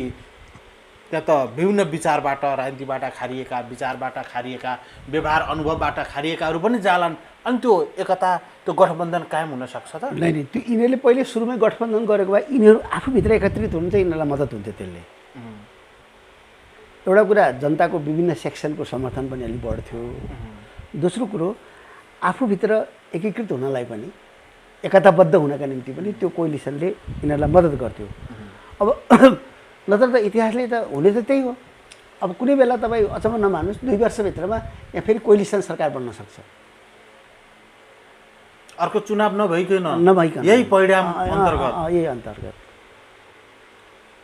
नेपालको जुन प्रकारको अहिले सोसियो पोलिटिकल अवस्था छ, जुन प्रकारको जनताको मतलब आज महँगी, गरिबी, अशिक्षा, बेरोजगारी, यो विदेश पलायन जसरी गइरहेको छ, र त्यसलाई रोक्ने कुनै कारगर चाहिँ पोलिसी नआउँदाखेरि त अस्थिरता आइहाल्छ। त्यो सम्भावना, त्यो बलियो सम्भावना छ। को छ त त्यो सम्भावना बोकेको अर्को पार्टी? नै, त्यो कोलिसन बन्न सक्छ क्या। यो विभिन्न चाहिँ पार्टीहरूको पोलराइजेसन हुनसक्छ क्या, टुटफुट हुनसक्छ, अनि जोडिन सक्छन्, एकअर्कासँग जोडिन सक्छन्। त्यस्तो प्रकारको ध्रुवीकरण हुनसक्छ। रासपा फुट्न सक्छ भन्ने कुरा? कुनै पनि पार्टी फुट्न सक्छ। यहाँ एमाले फुट्न सक्छ, काङ्ग्रेस फुट्न सक्छ। तर अन्य फुटेर त खासै अर्थ त गठबन्धन, त्यो फुट्दा यो पो कुन हो त? यो पनि यही धरतीको न हो। अनि सरकार बनाउनलाई त खासै अर्थ रहँदैन नि। यो अन्य फुट्दाखेरि त सबै राजनीतिक पार्टीहरूमा टुटफुट हुन सक्छ। तर टुटफुट हुन्छ, एकल सरकार पनि नरहन सक्छ, गठबन्धनको सरकार बन्न सक्छ। गठबन्धनको सरकार बन्न सक्छ। अनि यहाँले यति भनिसके पछाडि त तपाईँ सरकार बन्नको लागि त रासपा नफुटेसम्म त गठबन्धनको सरकारको शब्दै आउँदैन नि। त्यसलाई जसरी बुझ्नुहोस् तपाईँले, तपाईँहरूले अघि प्रश्न गरिरहनु थियो, रासपाभित्र एकदम लडाइँ छ, सुरु भएको छ भनेपछि त उनीहरूले एउटै विचार, एउटै सिद्धान्तबाट निर्देशित चाहिँ पार्टी बनाउनु नसक्छ त त्यहाँ त गुट उपगुट भइहाल्छ नि। फुटेको रासपासँग नजिकको शक्ति चाहिँ को हुन सक्ला? अब अहिलेदेखि नै त काङ्ग्रेसै हो। यो विशेष एउटा नेपाली राजनीतिको विशेष विश्लेषण पनि हो, वस्तुगत धरातलले यिनीहरूले पनि नयाँ काङ्ग्रेसकै पोलिसी ल्याएको छ। वैचारिक हिसाबले यिनीहरूको नीति कार्यक्रम सबै हेर्दाखेरि यिनीहरू नयाँ काङ्ग्रेस हुन्। काङ्ग्रेसभन्दा अलिकति नयाँ, अलिकति प्रगतिशील हुन्छन्। राप्रपा भन्दा धेरै प्रगतिशील, काङ्ग्रेसभन्दा थोरै प्रगतिशील। होइन, त्यो प्रगतिशील शब्द नभनौँ, यिनीहरू नयाँ काङ्ग्रेस हुन्। यी सबै यथास्थितिवादी पार्टी हुन्। मेरो दृष्टिमा चाहिँ मार्क्सिस्ट भ्यू पोइन्टबाट भन्दा यी सबै पार्टीहरू यथास्थितिवादी पार्टी हुन्। सबै राप्रपा इत्यादि पश्चगामी पार्टी हुन्। यिनीहरू पछाडि 100 वर्ष पछाडि जाउँ भन्छन्। यिनीहरू चाहिँ जे छ त्यसैमा। त राप्रपा त अब हुन्थ्यो भने राणा, अझ राणाभन्दा पनि पहिलाको मा जाउँ भन्छ होइन। अझ मल्ल किराँत लिच्छवी कता कता हो भन्छ त्यहाँ गौरव गर्छ ऊ होइन। तर अब यिनीहरू चाहिँ यथास्थितिवादी पार्टी हो। यिनीहरू मौलिक रूपमा यिनीहरूको कुनै भिन्नता छैन, एउटै क्लासको मान्छे हो क्या। अहिले एमालेको नेता भनौँ, राष्ट्रपाको नेता भनौँ, काङ्ग्रेसको नेता भनौँ, उसको पोलिटिकल भ्यू पोइन्टबाट हेर्दाखेरि ऊ एउटै क्लासको हो। यो स्थिति छ। अब सरकारले कहीँ कतै राष्ट्रिय सदाचार नीति पनि सार्वजनिक गरेर हिजोको जस्तो अनियन्त्रित तवरको गतिविधिहरू राजनीतिक दल, सरकारभित्रकै व्यक्ति, पदाधिकारी, सांसद, नेताहरूले जे जस्तो स्वतन्त्र रूपमा भनौँ, अझ भनौँ छाडा रूपमा पनि गरेको, व्यवहार प्रदर्शन गरेको भन्ने कुराहरू पनि थिए। नेपाली जनताको पनि राष्ट्रप्रतिको उत्तरदायित्व, राष्ट्रको पनि जनताप्रतिको दायित्वको सन्दर्भमा पनि कहीँ कतै व्याख्या गरेको छ। आचरणसँग सम्बन्धित विषय पनि छ। एउटा राष्ट्रिय सेवा दल सम्बन्धी ऐन पनि अहिले संसदमा प्रस्तुत छ विधेयकको रूपमा। यावत कुराहरूलाई कसरी लिनुहुन्छ? त्यो ऐन मार्फत त फेरि नेपाली जनतालाई राष्ट्रप्रति समर्पित बनाउने, आपद विपदमा राष्ट्रको चाहिँ संरक्षणमा भनौँ या त्यहाँ सेवा दिने भन्ने कुराहरू आएको छ। त्यो न एउटा कुरा त के भने यो भ्यालु सिस्टम जो मूल्यको छ नि, मूल्य प्रणाली, मूल्य भन्ने कुरा छ, आचार भन्ने जो कुरा छ, त यो कुरो तपाईँको राजनीतिक कोर्सले निश्चित गर्छ। तपाईँले कस्तो राजनीतिक बाटो लिनुभएको छ, कस्तो लक्ष्य राख्नुभएको छ। जस्तो बुद्धले मोक्षका निम्ति जुन प्रकारको एउटा बाटो लिए, त्यसले गर्दा सदाचारतिर उनीहरूलाई लग्यो होइन, सादगीतिर लग्यो।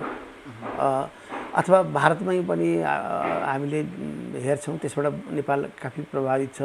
जस्तो सुफीहरूको परम्परा छ होइन, सन्यासको परम्परा छ। त त्यो सबैमा देखिने आचार विचार जो हो, त त्यो आचार विचार चाहिँ के छ त भन्दा उनीहरूको लक्ष्य के, उनीहरूको निर्दिष्ट लक्ष्य के राख्छन् उनीहरूले कस्तो राजनीतिक सिद्धान्त चाहिँ अख्तियार गर्छन्, त्यसले चाहिँ उनीहरूको आचार विचारलाई प्रभावित पार्छ। जस्तो नेपालमा भन्नुहोस्, कम्युनिस्ट पार्टीले जब सङ्घर्षको अथवा कङ्ग्रेस पार्टीले जब सङ्घर्षको चाहिँ कार्यक्रमहरू बनाएको थियो, नीतिहरू बनाएको थियो, त्यति बेला उनीहरूका आचार विचारहरू चाहिँ समाजमा एउटा उदाहरणीय थियो। तर त्यो सिद्धान्तबाट उनीहरू चाहिँ पाखा लागेर जब उनीहरू मनपरी गर्न लागे, नेताहरूलाई जे मन लाग्छ त्यही गर्न लागेपछि उनीहरूको सदाचार, उनीहरूको सबै कुरामा चाहिँ ठुलो स्खलन चाहिँ भएको हामी पाउँछौँ। होइन, अब उनीहरूले त प्रष्ट रूपमै भनिसके त उनीहरू नेपाली काङ्ग्रेसभन्दा एकछिन एडिट गर्नुपर्ने भयो। यो मान्छेले मलाई फोन गरेको थियो। हस्, व्यस्तका बावजुद अमूल्य समय दिनुभयो। समय र संवादका लागि यहाँलाई धेरै धेरै धन्यवाद। र आदरणीय श्रोताहरूलाई, दर्शकहरूलाई अब हाम्रो यो विचार कति सुल्झिएको लाग्यो यहाँहरूलाई, तर मेरो आफ्नो धारणा चाहिँ यही हो। यसमा तपाईँहरूले पनि सुनिदिनुहोस्, मनन गरिदिनुहोस्। धन्यवाद।